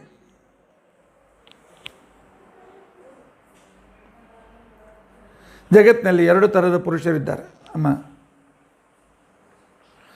ಕ್ಷರ ಪುರುಷರು ದೇಹಧಾರಿಗಳು. ಕ್ಷರ ಪುರುಷರು ಸಾಯ್ತಕ್ಕಂಥ ವ್ಯಕ್ತಿಗಳು, ಮೃತವಾಗುವ ಶರೀರ ಉಳ್ಳವರು, ನಾಶವಾಗುವ ಶರೀರ ಉಳ್ಳವರು. ತೃಣಜೀವಿಯಿಂದ ಮಾಡಿಕೊಂಡು ಚತುರ್ಮುಖ ಬ್ರಹ್ಮನವರೆಗೆ ಎಲ್ಲರೂ ನಾಶವಾಗುವ ಶರೀರ ಉಳ್ಳವರು. ಇನ್ನೊಬ್ಬ ಪುರುಷ ಶರೀರಧಾರಿ ಮಹಾಲಕ್ಷ್ಮಿ ನಿತ್ಯಳು, ನಿತ್ಯ ಶರೀರ ಉಳ್ಳವಳು. ಕ್ಷರ ಶರೀರಿಗಳು ತೃಣಜೀವಿಯಿಂದ ಬ್ರಹ್ಮದೇವರವರೆಗೆ, ಅಕ್ಷರ ಶರೀರಿಗಳು ಮಹಾಲಕ್ಷ್ಮೀ ದೇವಿ. ನೀನು ಈ ಅಕ್ಷರರನ್ನು ಮೀರಿದ ಪುರುಷೋತ್ತಮನು ನಾನು. ಭಗವದ್ಗೀತೆಯಲ್ಲಿ ನಾನೇ ಹೇಳಿದ್ದೇನೆ ಅರ್ಜುನನಿಗೆ, ಕ್ಷರಾಕ್ಷರಂ ಅತೀತೋಹಂ ಅಕ್ಷರಾದಿಪಿ ಚೋತ್ತಮ ಅಂತ ಅನ್ಬೋದು. ಆಚಾರ್ಯ ರೆಫರೆನ್ಸ್ ಟು ಕಾಂಟೆಸ್ಟ್ ಮರೆತು ಬಿಟ್ರಿ, ಏನಾಯ್ತು ರೀ? ಅಲ್ಲ, ಭಗವದ್ಗೀತೆ ಉಪದೇಶ ಮಾಡಿದ್ದು ಕೃಷ್ಣ ದ್ವಾಪರ ಯುಗದಲ್ಲಿ. ಕರೆದ ದೇವಹೂತಿಗೆ ಕಪಿಲ ಆದದ್ದು ಕೃತಿಯುಗದಲ್ಲಿ ಹೇಳ್ತದೆ. ಮತ್ತು ಇಂಥದ್ದವ್ರು ಹೆಂಗೆ ಹೇಳ್ತಾನೆ? ನಾನು ಹೇಳಿದ್ದೇನೆ ಕ್ಷರಾಕ್ಷರಮತೀತೋಹಂ ಅಕ್ಷರಾದ ಪಿಚೋತ್ತಮ ಅಂತ ತಿಳ್ಕೊಂಡು ಅಂತೇಳಿ. ಅದೇ ಪರಮಾತ್ಮ ಕೃಷ್ಣ. ಅವನಿಗೂ ಅಂತರವಿಲ್ಲ, ಮುಂದಾಗೋದು ಹೇಳ್ತಾನೆ ವ್ಯವಹಾರ ದೃಷ್ಟಿಯಿಂದ. ಆದರೆ ಇಂಥ ಪ್ರತಿ ಮಹಾಯುಗದಲ್ಲಿಯೂ ಪರಮಾತ್ಮ ಗೀತೋಪದೇಶ ಮಾಡಿದ್ದಾನೆ. ಹಿಂದಿನ ಕಲ್ಪದಲ್ಲಿ ಮಾಡಿದ ಗೀತೋಪದೇಶದ ರೆಫರೆನ್ಸ್ ಕೊಂಡು ಅವನು ಹೇಳ್ತಾ ಇದ್ದಾನೆ. ಮುಂದಿನ ಅರ್ಜುನನು ಹೇಳೋನಿದ್ದಾನೆ. ಆದ್ದರಿಂದ ಏನೂ ಅಂತರ ಬೀಳೋದಿಲ್ಲ. ದ್ವಾವಿಮೋ ಪುರುಷೋ ಲೋಕೆ ಠರಶ್ಚ ಅಕ್ಷರ ಏವ ಚ ಠರಸ್ ಸರ್ವಾಣಿ ಭೂತಾನಿ ಕೂಟಸ್ಥಃ ಅಕ್ಷರ ಉಚ್ಯತೆ. ಕೂಟಸ್ಥ ಅಂದರೆ ಮಹಾಲಕ್ಷ್ಮೀ ದೇವಿ, ಆಕಾಶ ಅಭಿಮಾನಿನಿ. ಆದರೆ ನಾನು ಕ್ಷರಾಕ್ಷರಂ ಅತೀತೋಹಂ, ಅವರಿಬ್ಬರನ್ನು ಮೀರಿ ಇರತಕ್ಕಂಥವನು. ಅಕ್ಷರಾದಪಿ ಚೋತ್ತಮ, ಮಹಾಲಕ್ಷ್ಮಿಗಿಂತಲೂ ಅನಂತ ಪಾಲು ಶ್ರೇಷ್ಠನು. ಅತೋಸ್ಮಿ ಲೋಕೆ ವೇದೇಚ, ವ್ಯವಹಾರದಲ್ಲಿ ಅಂದರೆ ಪೌರುಷೇಯ ಗ್ರಂಥದಲ್ಲಿ ಅಪೌರುಷೇಯ ಗ್ರಂಥದಲ್ಲಿ ನನಗೆ ಪುರುಷೋತ್ತಮ ಅಂತ ತಿಳ್ಕೊಂಡು ಅಂತೇಳಿ ಎಲ್ಲರೂ ಕರೀತಾರೆ. ಇಂಥ ನಾನು ಸಂಪೂರ್ಣ ಜಗತ್ತಿಗೆ ಆಶ್ರಯವಾಗಿರ್ತಕ್ಕಂಥದ್ದು 14 ಲೋಕ. ಈ 14 ಲೋಕಕ್ಕೆ ಆಶ್ರಯವಾದದ್ದು ನನ್ನ ನಾಭಿ ಕಮಲ. ಅಂದರೆ ಜಗತ್ತಿಗೆ ಆಶ್ರಯವಾದಂಥ ಕಮಲವನ್ನು ನನ್ನ ನಾಭಿಯಿಂದ ಹುಟ್ಟಿಸಿದವನು ನಾನು. ನನಗೆ ಮಹಾಲಕ್ಷ್ಮಿ ಮೇಲೆ ಬಹಳ ಪ್ರೀತಿ ಇದೆ. ಅವಳಿಗೆ ಕಷ್ಟ ಕೊಡಬಾರ್ದು. ಮತ್ತು ಗರ್ಭಧಾರಣೆ ಮಾಡಬೇಕು, ಆ ನಂತರ 9 ತಿಂಗಳು ಓಡಾಡಬೇಕು, ಮತ್ತಿದು ಬೇಡ. ಅವಳಿಗೆ ಶ್ರಮ ಕೊಡಬಾರದಂತ ನಾನೇ ನನ್ನ ಬಾಯಿಂದ ನಾಭಿಕಮಲವನ್ನು ಹುಟ್ಟಿಸಿ ಜಗತ್ತಿಗೆ ಆಧಾರ 14 ಲೋಕಗಳು ಅಲ್ಲಿ ಅದರ ಮೇಲೆ ಚತುರ್ಮುಖ ಬ್ರಹ್ಮನಿಗೆ ಜವಾಬ್ದಾರಿ ಕೊಟ್ಟು ನೋಡ್ಕೊಂತ ಹೇಳಿಬಿಟ್ಟಿದ್ದೆ. ಇದನ್ನು ನನ್ನನ್ನು ಬಿಟ್ಟು ಯಾರು ಮಾಡ್ತಾರೆ ಹೇಳು? ಬ್ರಹ್ಮ ಮಾಡ್ತಾನೆ, ನಾನು ಅವನನ್ನು ಹುಟ್ಟಿಸಿದ್ದೇನೆ. ರುದ್ರ ಮಾಡ್ತಾನೆ, ಗರುಡ ಶೇಷೋದು ನನ್ನ ಮೊಮ್ಮಕ್ಕಳು, ವಾಯು ನನ್ನ ಮಗ. ಇವರು ಯಾರೂ ಇಲ್ಲ, ನಾನೊಬ್ಬನೇ ಈ ರೀತಿಯಾಗಿರ್ತಕ್ಕಂಥ ಪದ್ಮನಾಭನಾಗಿರ್ತಕ್ಕಂಥ ಪದ್ಮನಾಭ ಲಿಂಗದಿಂದ ಯುಕ್ತನಾಗಿರ್ತಕ್ಕಂಥ ವ್ಯಕ್ತಿ ನಾನೊಬ್ಬನೇ. ಅದಕ್ಕೇನೆ ನನ್ನ ಹೆಂಡತಿ ಮಹಾಲಕ್ಷ್ಮೀ ದೇವಿ ಅಂಬರಣಿ ಸೂಕ್ತದಲ್ಲಿ ಹೇಳ್ತಾಳೆ, ಯಂ ಕಾಮೇ ತಂತ ಮುಗ್ರಂ ಕೃಣೋಮಿ ತಂ ಬ್ರಹ್ಮಾಣಂ ತಂ ಸಂಋಷಂ ಮೇಧಾಂ. ಯಾರನ್ನು ಬೇಕು ಈ ಬ್ರಹ್ಮನ ತೆಗೆದು ಬೇರೆ ಬ್ರಹ್ಮನ ಕುಡಿಸ್ಬೋದು. ನಾನು ಕುಡಿಸೋದಿಲ್ಲ, ಮಾತು ಬೇರೆ. ಅಷ್ಟು ಸಾಮರ್ಥ್ಯ ಇದೆ ಮಹಾಲಕ್ಷ್ಮಿಗೆ. ಅವಳ ಕೇವಲ ಭ್ರುಕುಟಿ ಕಟಾಕ್ಷದಿಂದ ವಿಶ್ವಸ್ಥಿತಿ ಪ್ರಳಯ ಸರ್ಗ ಮಹಾವಿಭೂತಿ ವೃತ್ತಿ ಪ್ರಕಾಶ ನಿಯಮಾವೃತಿ ಬಂಧ ಮೋಕ್ಷ ಯಸ್ಯ ಅಪಂಗಲವ ಮಾತ್ರತ ಊರ್ಜಿತಾಶ ಶ್ರೀಹಿ ಯತ್ ಕಟಾಕ್ಷವಲವತ್ ತ್ಯಜಿತಂ ನಮಾಮಿ. ಸೃಷ್ಟ್ಯಾದಿಗಳನ್ನು ಕೇವಲ ತನ್ನ ಭೃಗುಡಿ ಕಟಾಕ್ಷದಿಂದ ಮಾಡ್ತಕ್ಕಂಥ ಮಹಾಲಕ್ಷ್ಮಿ ಹೇಳ್ತಾಳೆ, ಸ್ವತಂತ್ರವಾಗಿ ಎಲ್ಲ ಈ ಶಕ್ತಿ ಕೊಟ್ಟವನು ಆ ಸಮುದ್ರದಲ್ಲಿ ಇರತಕ್ಕಂಥ ಪದ್ಮನಾಭ, ನಾನು ಅವನು ಹೆಂಡ್ತಿ ಅಂತ ಅವಳೇ ಹೇಳ್ತಾಳೆ. ಇಂಥ ಮಹಾಲಕ್ಷ್ಮೀಪತಿಯಾಗಿರ್ತಕ್ಕಂಥ ನಾನು ಸ್ವಪ್ರಕಾಶ. ನನ್ನನ್ನೇ ನಾನು ನಿಮಗೆ ಜಗತ್ತಿಗೆ ತಿಳಿಸಿಕೊಡ್ತೇನೆ. ನನ್ನನ್ನು ತಿಳಿಸ್ತಕ್ಕಂಥ, ನನ್ನನ್ನು ಪೂರ್ಣವಾಗಿ ತಿಳಿಸ್ತಕ್ಕಂಥ ಜಗತ್ತಿನಲ್ಲಿ ಯಾವ ಗ್ರಂಥವೂ ಇಲ್ಲ. ಅಪೌರುಷೇಯವಾದ ವೇದಗಳು ನನ್ನನ್ನು ಪೂರ್ತಿಯಾಗಿ ತಿಳಿಸಲಾರರು. ಅಂಥ ಅದ್ಭುತ ಮಹಾತ್ಮೆ ಇರತಕ್ಕಂಥ ನಾನು ಜನನ ಮರಣರಹಿತ. ನನ್ನಂತೆ ನೀವೆಲ್ಲ ಜೀವರು ಅಂತೇನಿದ್ದೀರಿ. ಚೇತನರಾಗಿರ್ತಕ್ಕಂಥವ್ರು, ನಿನ್ನೆಯಿಂದ ಹಿಡಿದುಕೊಂಡು ಬ್ರಹ್ಮದೇವರವರಿಗೆ ಎಲ್ಲ ಜೀವರು, ಇವರು ಕೂಡ ನನ್ನಂತೆ ನಿತ್ಯರು. ಆದರೆ ಅವರ ದೇಹ ಜನನ ಮರಣ ವಿಕಾರದಿಂದ ಸಹಿತವಾಗಿದೆ. ಸಂಸಾರದಲ್ಲಿ ಬದ್ಧರು, ಅಲ್ಪಮತಿಗಳು. ಅವರ ದೇಹ ಧರ್ಮಕ್ಕೂ ಸ್ವರೂಪ ಧರ್ಮಕ್ಕೂ ಅಂತರವಿದೆ, ನನಗಿಲ್ಲ. ನನ್ನ ಅವತಾರ ರೂಪ ಮೂಲ ರೂಪ ಎಲ್ಲ ಒಂದೇ. ಸ್ವಗತ ಭೇದ ವಿವರ್ಜಿತ, ನೇಹ ನಾನಾಸ್ತಿ ಕಿಂಚನ. ಆದ್ದರಿಂದಾಗಿ ಅವರಿಂದ ಅತ್ಯಂತ ಭಿನ್ನನಾಗಿರ್ತಕ್ಕಂಥ ನಾನೇ ಸರ್ವೋತ್ತಮ. ಇನ್ನು ನಾನು ಜಗತ್ತಿಗೆ ಮಾಡಿದ ಉಪಕಾರ ಹೇಳ ಕೇಳಿ. ನಮ್ಮಂಥವ್ರು ಯಾರಿದ್ದರೆ ಬರ್ಕೋತೇನೋ ಬರ್ಕೋ, ಹೇಳ್ತೇನೆ ಕೇಳುವಂತ. ಅಲ್ಲಿ ದೇವಹೂತಿ ಪರಮಾತ್ಮ ಹೇಳಿದ್ನೆಲ್ಲ ತನ್ನ ಬುದ್ಧಿಯಲ್ಲಿ ಸ್ಥಿರಗೊಳಿಸ್ಕೊಳ್ತಾ ಇದ್ದಾಳೆ. ಪ್ರತಿಯೊಂದು ಪ್ರಿಂಟ್ ಆಗ್ತಾ ಇದೆ. ಅವಳಿಗೆ ಪೆನ್ಸಿಲ್ ಕಾಗದ ಬೇಕಾಗಿಲ್ಲ, ನಮಗೆ ಬೇಕಾಗ್ತದೆ. ಪರಮಾತ್ಮ ಹೇಳ್ತಾನೆ, ಪ್ರಳಯ ಕಾಲ, ಎಲ್ಲ ಕಡೆಗೆ ನೀರು. ಈ ಪ್ರಳಯ ಕಾಲ ಬ್ರಹ್ಮಾಂಡದ ಹೊರಗಿನ ಪ್ರಳಯೋದಕ ಅಲ್ಲ, ಬ್ರಹ್ಮಾಂಡದ ಒಳಗೆ ನಾನು ನವಾವರಣಗಳನ್ನು ದಾಟಿ ಬ್ರಹ್ಮಾಂಡದ ಒಳಗೆ ಬಂದು ನನಗೆ ಬೇಕಾದಂಥ ಉತ್ತಮವಾದ ನೀರನ್ನು ತಯಾರಿಸಿಕೊಂಡು ಶುಚಿ, ಇದನ್ನೆಲ್ಲ ನೀವು ಸೃಷ್ಟಿಕ್ರಮದಲ್ಲಿ ಕೇಳಿದ್ದೀರಿ, ಪುನಃ ಆ ಎಪಿಸೋಡನ್ನು ತೆಗೆದುಕೊಂಡು ಕೇಳಿ. ನಾನು ಮಾಡಿಕೊಂಡು ಅದರಲ್ಲಿ ನಾನು ಶೇಷಶಾಹಿಯಾಗಿ ಬ್ರಹ್ಮನ ಜೊತೆಗೆ ಇರ್ತಕ್ಕಂಥ ನಾನು ಕೇವಲ ನೀರೆಲ್ಲ ಕಡೆಗೆ ಎಲ್ಲರನ್ನ ಚೇತನಾಚೇತನರನ್ನು ಹೊಟ್ಟೆಯಲ್ಲಿಟ್ಟುಕೊಂಡಿದ್ದೆ. ನನ್ನ ಹೆಂಡತಿ ಶ್ರೀರೂಪದಿಂದ ನೀರಾಗಿ, ಭೂರೂಪದಿಂದ ನನಗೆ ಆ ಶೇಷಚಾಯಿಯಲ್ಲಿ ಇರ್ತಕ್ಕಂಥ ನನಗೆ ಹಾಸಿಗೆಯಾಗಿ, ದುರ್ಗಾ ರೂಪದಿಂದ ಕತ್ತಲೆಯಾಗಿ ಎಲ್ಲ ಕಡೆಯಲ್ಲಿ ವ್ಯಾಪ್ತಳಾಗಿದ್ಲು. ಇನ್ನೊಂದು ರೂಪದಿಂದ ನನ್ನ ಕಾಲನ್ನು ಒತ್ತಾ ಇದ್ಲು.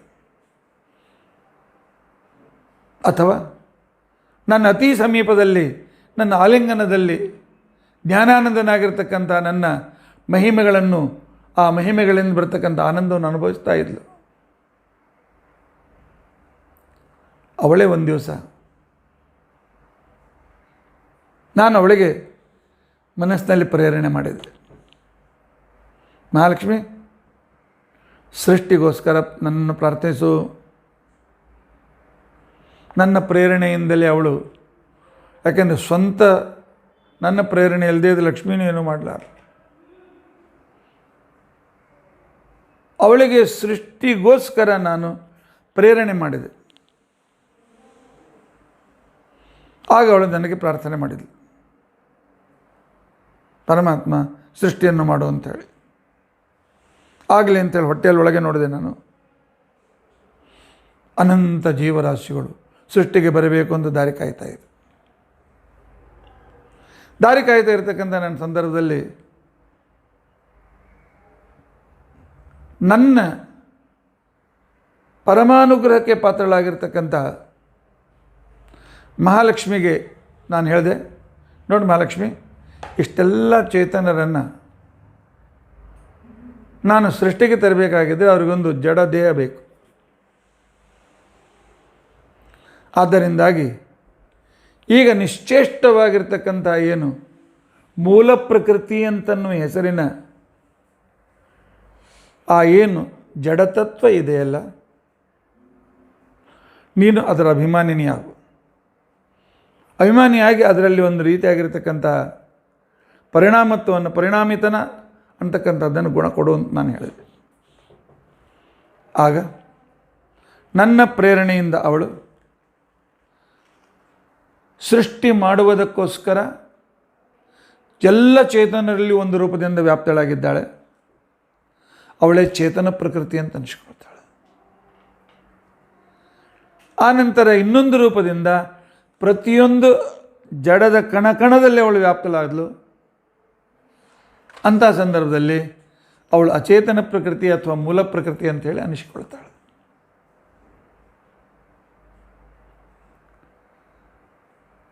ಅನಿಸಿಕೊಂಡಿರ್ತಕ್ಕಂಥ ಮಹಾಲಕ್ಷ್ಮಿ ಏನು ಮಾಡಿದ್ಲು ಅಂತ ತಿಳ್ಕೊಂಡಂತಂದರೆ, ಆ ಜಡತತ್ವದಲ್ಲಿ ಇರುವ ಸೂಕ್ಷ್ಮ ರೂಪದಿಂದ ಇರುವ ತನ್ನ ಅಭಿಮನ್ಯವಾದ ಯಾವುದಕ್ಕೆ ತಾನೇ ಪ್ರೇರಕಳಾಗಿದ್ಲು. ದೇವತೆಗಳ ಅಭಿಮಾನಿಗಳು ಅಂತಂದರೆ ಸೂಕ್ಷ್ಮ ರೂಪದಿಂದ ಅದರಲ್ಲಿ ವ್ಯಾಪ್ತರಾಗಿ ಆ ತತ್ವದ ಮಾಲೀಕರಾಗಿ ಆ ತತ್ವದ ರೀತಿಯಾಗಿರ್ತಕ್ಕಂಥ ಅದರಲ್ಲಿ ವಿಕಾರಾದಿಗಳನ್ನು ಹುಟ್ಟಿಸಿ ಒಂದು ಆಕೃತಿಯನ್ನು ಕೊಡ್ತಕ್ಕಂಥ ಒಂದು ಜವಾಬ್ದಾರಿ ಆ ಅಭಿಮಾನಿ ದೇವತೆಗಳಿಗಿರ್ತದೆ. ಆಗ ಅವಳು ಏನು ಮಾಡಿದ್ಲು ಅಂತಂದರೆ ಸತ್ವ ರಜ ತಮ 3 ಗುಣಗಳಿಂದ ಅದನ್ನು ಸ್ಥೂಲೀಕರಿಸಿ ಅದರ ಜೊತೆಯಲ್ಲಿ ಈ ಚೇತನರಿದ್ರಲ್ಲ ಜಡಚೇತನರಿಗೆ ಒಂದು ಸಂಬಂಧವನ್ನು ಉಂಟು ಮಾಡಿದ್ಲು. ಜಡಕ್ಕೂ ಸಂಬಂಧ ಮಾಡ್ತಕ್ಕಂಥವಳು ಅವಳೇ, ಜಡ ಚೇತನರಿಗೂ ಸಂಬಂಧ ಮಾಡ್ತಕ್ಕಂಥವಳು ಅವಳೇ. ಅವಳು ಮಾಡಿದ್ದಾಳೆ ಅಂತ ಜಗತ್ತಿದೆ.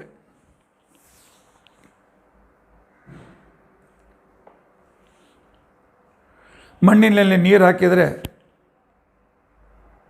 ಮಣ್ಣು ಮುದ್ದೆ ಆಗ್ತದೆ. ಮುದ್ದೆ ಆಗಬೇಕಾಗಿದ್ದರೆ ಪ್ರತಿಯೊಂದು ಅಣುವಿನಲ್ಲಿಯೂ ಮುದ್ದೆ ಆಗುವ ಒಂದಕ್ಕೊಂದು ಕೂಡಿ ಆನಂತರ ಒಂದಕ್ಕೊಂದು ದೊಡ್ಡ ಮುದ್ದೆ ಆಗತಕ್ಕಂಥ ಒಂದು ಗುಣಧರ್ಮ ಅಂತ ಏನಿದೆಯಲ್ಲ ಅದನ್ನು ಅಲ್ಲಿದ್ದು ಕೊಡ್ತಕ್ಕಂಥವಳು ಮಹಾಲಕ್ಷ್ಮಿ. ಮಹಾಲಕ್ಷ್ಮಿ ಒಂದು ವೇಳೆ ಪ್ರತಿಯೊಂದು ಒಂದು ಅಣು ಇನ್ನೊಂದು ಅಣುವನ್ನು ಜೋಡಿಸಬೇಕಾದ್ರೆ ಮಧ್ಯದಲ್ಲಿರ್ತಕ್ಕಂಥ ಅಡೇಸಿವ್ ಅಂತ ಏನಿದ್ದಾಳೆ ಅದು ಮಹಾಲಕ್ಷ್ಮಿ. ಅವಳು ಇಲ್ಲದೇ ಇದ್ದರೆ ಮಣ್ಣಿನಲ್ಲಿ ನೀರು ಹಾಕಿದ್ರೆ ನೀರು ಒಂದು ಕಡೆ ಹರಿತಾಗ್ತಿತ್ತು, ಮಣ್ಣೊಂದು ಕಡೆ ಉಸುಕಿನಲ್ಲಿ ಹಾಕಿದ್ರೆ ಹರಿದು ಹೋಗ್ತಲ್ಲ. ಹಾಗೆ ಉಸುಕಿನಲ್ಲಿ ಹಾಕಿದ್ರೆ ಕೆಸರಾಗ್ತದೆ ಅಥವಾ ಗಟ್ಟಿ ಆಗ್ತದೆ, ಆಗೋದಿಲ್ಲ. ಆದ್ದರಿಂದಾಗಿ ಅಂಥ ಸಂದರ್ಭದಲ್ಲಿ ಆವಾಗ ಮಹಾಲಕ್ಷ್ಮೀ ದೇವಿ ಜಡ ಶರೀರದ ಜೊತೆಯಲ್ಲಿ ಯಾವಾಗ ಚೇತನರನ್ನು ಇಟ್ಟಿರ್ತಕ್ಕಂಥ ಸಂದರ್ಭದಲ್ಲಿ ನಾನು ಕೊಟ್ಟಿರ್ತಕ್ಕಂತಹ ಶಕ್ತಿಯಿಂದ ನಾನು ಒಂದು ವಿಶಿಷ್ಟವಾದ ಶಕ್ತಿಯನ್ನು ಆ ಮಹಾಲಕ್ಷ್ಮಿಗೆ ಕೊಟ್ಟಿದ್ದರಿಂದಾಗಿ ನನ್ನ ಇಚ್ಛಾರೂಪವಾಗಿರ್ತಕ್ಕಂಥ ಇಚ್ಛಾಶಕ್ತಿ ರೂಪವಾಗಿರ್ತಕ್ಕಂಥ ಮಾಯಾದಿಂದ ಯುಕ್ತವಾಗಿ ಮಹಾಲಕ್ಷ್ಮೀ ದೇವಿ ಜೀವರಿಗೆ ಆ ಜಡದ ಮೇಲೆ ಮೋಹವನ್ನು ಹುಟ್ಟಿಸಿದ್ಲು. ಜಡ ಶರೀರದ ಮೇಲೆ ಮೋಹವನ್ನು ಹುಟ್ಟಿಸಿದ್ಲು ಅಂದರೆ ಜೀವಾಚ್ಛಾದಿಕ. ನನ್ನ ಶರೀರ, ನನ್ನ ಕಣ್ಣು, ನನ್ನ ಕಣ್ಣಿಂದ ನಾನು ನೋಡ್ಲಿಕ್ಕತ್ತೀನಿ, ನನ್ನ ಬಾಯಿಂದ ನಾನು ಮಾತಾಡ್ಲಿಕ್ಕತ್ತೀನಿ ಅಂತಕ್ಕಂಥ ಏನು ಒಂದು ಕರ್ತೃತ್ವ ಭೋಕ್ತೃತ್ವ ಸ್ವಾತಂತ್ರ್ಯದ ಒಂದು ಅಭಿಮಾನ ಅಂತ ಏನಿದೆ, ಭ್ರಮ. ಕರ್ತೃತ್ವನೂ ಇಲ್ಲ, ಭೋಕ್ತೃತ್ವನೂ ಇಲ್ಲ, ಎಲ್ಲ ಭಗವಂತನ ಹತ್ರ ಇದೆ. ಅವನು ತಿನ್ನಿಸಿದರೆ ತಿಂತೇವೆ, ಅವನು ಕಲ್ಲಿನಲ್ಲಿದ್ದು ಜಗಿತೇವೆ. ಅದರ ರುಚಿ ಪರಮಾತ್ಮ ನಾಲಿಗೆ ನೋಡಿದರೆ ನಾಲಿಗೆ ರುಚಿ ನೋಡ್ತೇವೆ, ಇಲ್ಲದಿದ್ರೆ ಏನೂ ಇಲ್ಲ. ಆದ್ದರಿಂದಾಗಿ ಆ ಜೀವರು ಪ್ರಕೃತಿಯ ಕಾರ್ಯ,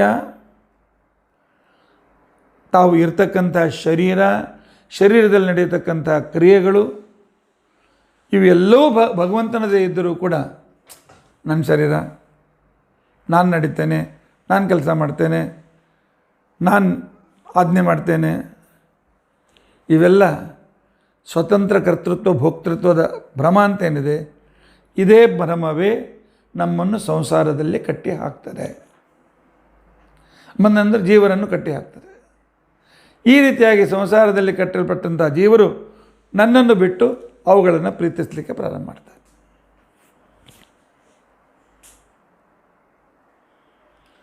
ಹಾಗಾದ್ರೆ ನಿನ್ನ ಕೆಲಸ, ನನ್ನ ಕೆಲಸ ಏನು ಅಂತ ನೀನು ಕೇಳ್ತೀಯಲ್ಲಮ್ಮ. ನನ್ನ ಕೆಲಸ ಅಂತ ತಿಳ್ಕೊಂಡಂತಂದರೆ ನಾನು ಕೇವಲ ಸಾಕ್ಷಿ, ನೋಡ್ತಾ ಇರ್ತೇನೆ ಯಾರೇನು ಮಾಡ್ತಾ ಇದ್ದಾರೆ, ಅವರಲ್ಲಿ ಯಾವ ಕಡೆಗೆ ಹೊರಡ್ತಾರ ಪ್ರೇರಣೆಯನ್ನು ಕೊಡ್ತಾ ಇರ್ತೇನೆ. ಮಹಾಲಕ್ಷ್ಮಿ ಬ್ರಹ್ಮಾದಿ ದೇವತೆಗಳಿಂದ ಅವರ ಕೆಲಸವನ್ನು ನಾನು ಮಾಡಿಸ್ತಾ ಇರ್ತೇನೆ. ಆದ್ದರಿಂದಾಗಿ ಕ್ಲೇಶರಹಿತನಾಗಿರ್ತಕ್ಕಂಥ, ಪ್ರಯೋಜನ ರಹಿತನಾಗಿರ್ತಕ್ಕಂಥ ನಾನು ಸಂಸಾರದಲ್ಲಿ ಬದ್ಧರಾಗಿರ್ತಕ್ಕಂಥ ಜೀವರಿಗೆ ನಿಯಾಮಕನಾಗಿರ್ತೇನೆ. ಆದ್ದರಿಂದಾಗಿ ನಾನು ಅವರು ಒಂದೇ ಅಲ್ಲ, ನಾನು ಅವರಿಗಿಂತ ಅನಂತ ಪಾಲು ದೊಡ್ಡವನು, ಜೀವರು ನನಗಿಂತ ಅನಂತ ಪಟ್ಟು ಸಣ್ಣವರು. ನಾನೇನು ಮಾಡಿದೆ ಅಂತ ತಿಳ್ಕೊಂಡಂತಂದರೆ ಅವರಿಗೆ ದೇಹ ಕೊಟ್ಟೆ, ಇದಕ್ಕೆ ಕಾರ್ಯ ಅಂತ ತಿಳ್ಕೊಂಡಂತ ಕರೀತಾರೆ. ಆನಂತರ ಆ ದೇಹದಲ್ಲಿ ಇಂದ್ರಿಯ ಮುಖಾಂತರ ದೇಹದ ಕಾರ್ಯವನ್ನು ನಡೀತದೆ, ಅದಕ್ಕೆ ಇಂದ್ರಿಯಗಳಿಗೆ ಕಾರಣ ಅಂತ ಕರೀತಾರೆ. ಆನಂತರ ಇಂದ್ರಿಯಗಳ ಕಡೆಯಿಂದ ಕೆಲಸವನ್ನು ಮಾಡಿಸ್ತಕ್ಕಂಥ ಯಜಮಾನ ಇದ್ದಾನಲ್ಲ, ಅವನೇ ಮನಸ್ಸು, ಅವನು ಕರ್ತ ಅಂತ ತಿಳ್ಕೊಂಡಂತ ಅನಿಸ್ಕೊಳ್ತಾನೆ. ಕಾರ್ಯ ದೇಹ, ಕಾರಣ ಇಂದ್ರಿಯ, ಕರ್ತ ಮನಸ್ಸು. ಹಾಗಾದರೆ ಇಲ್ಲಿ ಅವರನ್ನು ಪ್ರತಿಯೊಂದು ಕಣಕಣದಲ್ಲಿದ್ದು ಕೆಲಸ ಮಾಡ್ತಕ್ಕಂಥ ಮಹಾಲಕ್ಷ್ಮಿಗೂ ಇದಕ್ಕೇನು ಸಂಬಂಧ? ಮಹಾಲಕ್ಷ್ಮಿ ಇದರ ನಿಮಿತ್ತ ಕಾರಣಗಳು, ಮಹಾಲಕ್ಷ್ಮಿ ಇದರ ಉಪಾದಾನ ಕಾರಣಗಳು. ನಿಮಿತ್ತ ಕಾರಣ ಅಂದರೆ ಕುಂಬಾರ, ವಸ್ತು ವಿಕಾರವಾಗಿ ವಸ್ತುವನ್ನು ಒಂದು ವಿಕೃತಿಯಾಗಿ ಆಕೃತಿ ಕೊಡ್ತಾನೆ. ಉಪಾದಾನ ಕಾರಣ ಅಂತಂದ್ರೆ ಮಣ್ಣು, ತಾನೇ ಅನೇಕ ರೂಪವನ್ನು ತೆಗೆದುಕೊಳ್ತಾರೆ. ಅಮ್ಮ, ಇಲ್ಲಿ ಮಹಾಲಕ್ಷ್ಮೀ ದೇವಿ ಔಪಚಾರಿಕವಾದ ಉಪಾದಾನ ಕಾರಣಗಳು. ನಿಮಿತ್ತ ಕಾರಣಗಳೇ ನಿಜ ನನ್ನ ನಂತರ, ಆದರೆ ತಾನು ಪ್ರತಿಯೊಂದು ಕಣಕಣದಲ್ಲಿಯೂ, ಜಡದಲ್ಲಿಯೂ ವ್ಯಾಪ್ತಳಾಗಿ, ಚೇತನದಲ್ಲಿಯೂ ವ್ಯಾಪ್ತಳಾಗಿ, ಜಡಕ್ಕೂ ಜಡ ಚೇತನಕ್ಕೂ ಸಂಬಂಧವನ್ನು ಅವ್ರ ಜೊತೆಗೆ ಮಾಡ್ತಾ ಇದ್ದದರಿಂದಾಗಿ ಅಲ್ಲಿಯ ವಿಕೃತಿಗೆ ಒಳಗಾಗದೇ ಇದ್ದರೂ ಆ ವಿಕೃತಿಗೆ ಮುಖ್ಯ ಸಹಾಯಕಳಾದ್ದರಿಂದಾಗಿ ಶಾಸ್ತ್ರದಲ್ಲಿ ಅವಳಿಗೆ ಔಪಚಾರಿಕ ಉಪಾದಾನ ಕಾರಣಗಳು ಅಂತ ತಿಳ್ಕೊಂಡಂತೇಳಿ ಶಾಸ್ತ್ರಕಾರರು ಕರೆದಿದ್ದಾರೆ. ಹೀಗಿರಲು ಆ ಕಾಲದಲ್ಲಿ ಮಹಾಲಕ್ಷ್ಮಿಯಲ್ಲಿ ಏನೊಂದು ವಿಶಿಷ್ಟವಾಗಿರ್ತಕ್ಕಂಥ ಕರ್ತೃತ್ವ ಭೋಕ್ತೃತ್ವಗಳಿವೆ ಅಲ್ಲ. ಮಹಾಲಕ್ಷ್ಮಿ ಚೇತನರಿಗೆ ತದಧೀನನಾದ ಕರ್ತೃತ್ವವನ್ನು ಕೊಡಲಿಕ್ಕೆ ಸಮರ್ಥಳಿದ್ದಾಳೆ. ಆದರೆ ಅವರಿಗೆ ಭೋಕ್ತೃತ್ವವನ್ನು ಕೊಡ್ತಕ್ಕಂಥವನು ನಾನೇ. ಕ್ರಿಯಾತ್ವಕ್ಕೆ ಅವಳು ಹೆಚ್ಚು, ಭೋಕ್ತೃತ್ವಕ್ಕೆ ಅವಳು ಕಾರಣಗಳು, ಆದರೆ ಕ್ರಿಯಾತ್ವದಲ್ಲಿ ಎಷ್ಟು ಕಾರಣಗಳು ಅಷ್ಟು ಭೋಕ್ತೃತ್ವದಲ್ಲಿ ಅಷ್ಟು ಕಾರಣಗಳಲ್ಲ. ತಾತ್ಪರ್ಯ ಇಷ್ಟೇ, ಸ್ವತಂತ್ರ ಕರ್ತೃತ್ವ ಭೋಕ್ತ ಪರಮಾತ್ಮ, ತದಧೀನಲಾಗಿರ್ತಕ್ಕಂಥ ಮಹಾಲಕ್ಷ್ಮೀ ದೇವಿ ಕರ್ತೃತ್ವ ಭೋಕ್ತೃತ್ವ, ಜೀವರಿಗೆ ಕೊಡ್ತಕ್ಕಂಥ ಕರ್ತೃತ್ವ ಅವ್ರ ಕಡೆ ಮಾಡಿಸ್ಬೇಕಲ್ಲ, ಕೆಲಸ ಮಾಡಿಸ್ಬೇಕು, ಅವರಿಗೆ ಭೋಗ ಕೊಡಬೇಕು. ಕೆಲಸ ಮಾಡಿಸೋಳು ಮಹಾಲಕ್ಷ್ಮಿ, ಭೋಗ ಕೊಡೋದು ಕಡಿಮೆ, ನಾನು ಭೋಗವನ್ನು ಕೊಡ್ತೇನೆ, ಕೆಲಸವನ್ನು ಮಾಡಿಸ್ತೇನೆ. ಆದ್ದರಿಂದ ಮಹಾಲಕ್ಷ್ಮಿಗಿಂತ ನಾನು ಉತ್ತಮ ಅಂತ ಅನಿಸ್ಕೊಂಡೆ. ಇಲ್ಲಿವರೆಗೂ ನಾವು ಏನು ತಿಳಿದುಕೊಂಡಿದ್ದೇವೆ? ಸ್ವಲ್ಪ ಹೊತ್ತು ಕಪಿಲನಿಗೆ ವಿಶ್ರಾಂತಿ ಕೊಡೋಣ. ಇಲ್ಲಿವರೆಗೂ ನಾವು ತಿಳಿದುಕೊಂಡದ್ದೇನು ಅಂದರೆ, ಪರಮಾತ್ಮ ಬ್ರಹ್ಮಾಂಡವನ್ನು ಸೃಷ್ಟಿ ಮಾಡಬೇಕು ಅಂತ ತಿಳ್ಕೊಂಡಂತ ಹೇಳಿ ಜಡ ಮತ್ತು ಚೇತನ ಎರಡು ಪದಾರ್ಥಗಳು ಜಗತ್ತಿನಲ್ಲಿವೆ. ಜಡದಲ್ಲಿ 3 ಗುಣಗಳಿವೆ: ಸತ್ವ, ರಜ, ತಮ. ಉತ್ತಮತೆ, ಕ್ರಿಯಾಶೀಲತೆ, ವಿನಾಶತೆ, ಇದು ಜಡದ ಧರ್ಮಗಳು. ಈ ಜಡ ಚೇತನನಿಗೆ ಒಂದು ಶರೀರದ ಆಶ್ರಯ ಬೇಕಾಗ್ತದೆ. ಎಲೆಕ್ಟ್ರಿಸಿಟಿ ಆಶ್ರಯ ಬೇಕು, ಅದಕ್ಕೆ ಬಲ್ಬು, ಫ್ಯಾನು ಇತ್ಯಾದಿ ಆಶ್ರಯಗಳು ಬೇಕು. ಆ ರೀತಿಯಾಗಿ ಆ ಚೇತನ ಈ ಜಡ ಅಂತಕ್ಕಂತಹ ಶರೀರದಲ್ಲಿ ಆಶ್ರಿತನಾಗಿರ್ತಾನೆ. ನಿಜವಾಗಿ ಇಬ್ಬರು ಬಹಳ ಬೇರೆ ಬೇರೆ ಆದರೆ ಮಹಾಲಕ್ಷ್ಮಿಯ ಬಂಧಿಕಾ ಶಕ್ತಿಯಿಂದ ತನ್ನ ಜೊತೆಯಲ್ಲಿ ಇರ್ತಕ್ಕಂಥದ್ದನ್ನು ಅದು ತನ್ನದಾಗದೇ ಇದ್ದರೂ ಕೂಡ ತನ್ನದೇ ಅಂತೇಳಿ ತಿಳಿದುಕೊಳ್ತಾನೆ.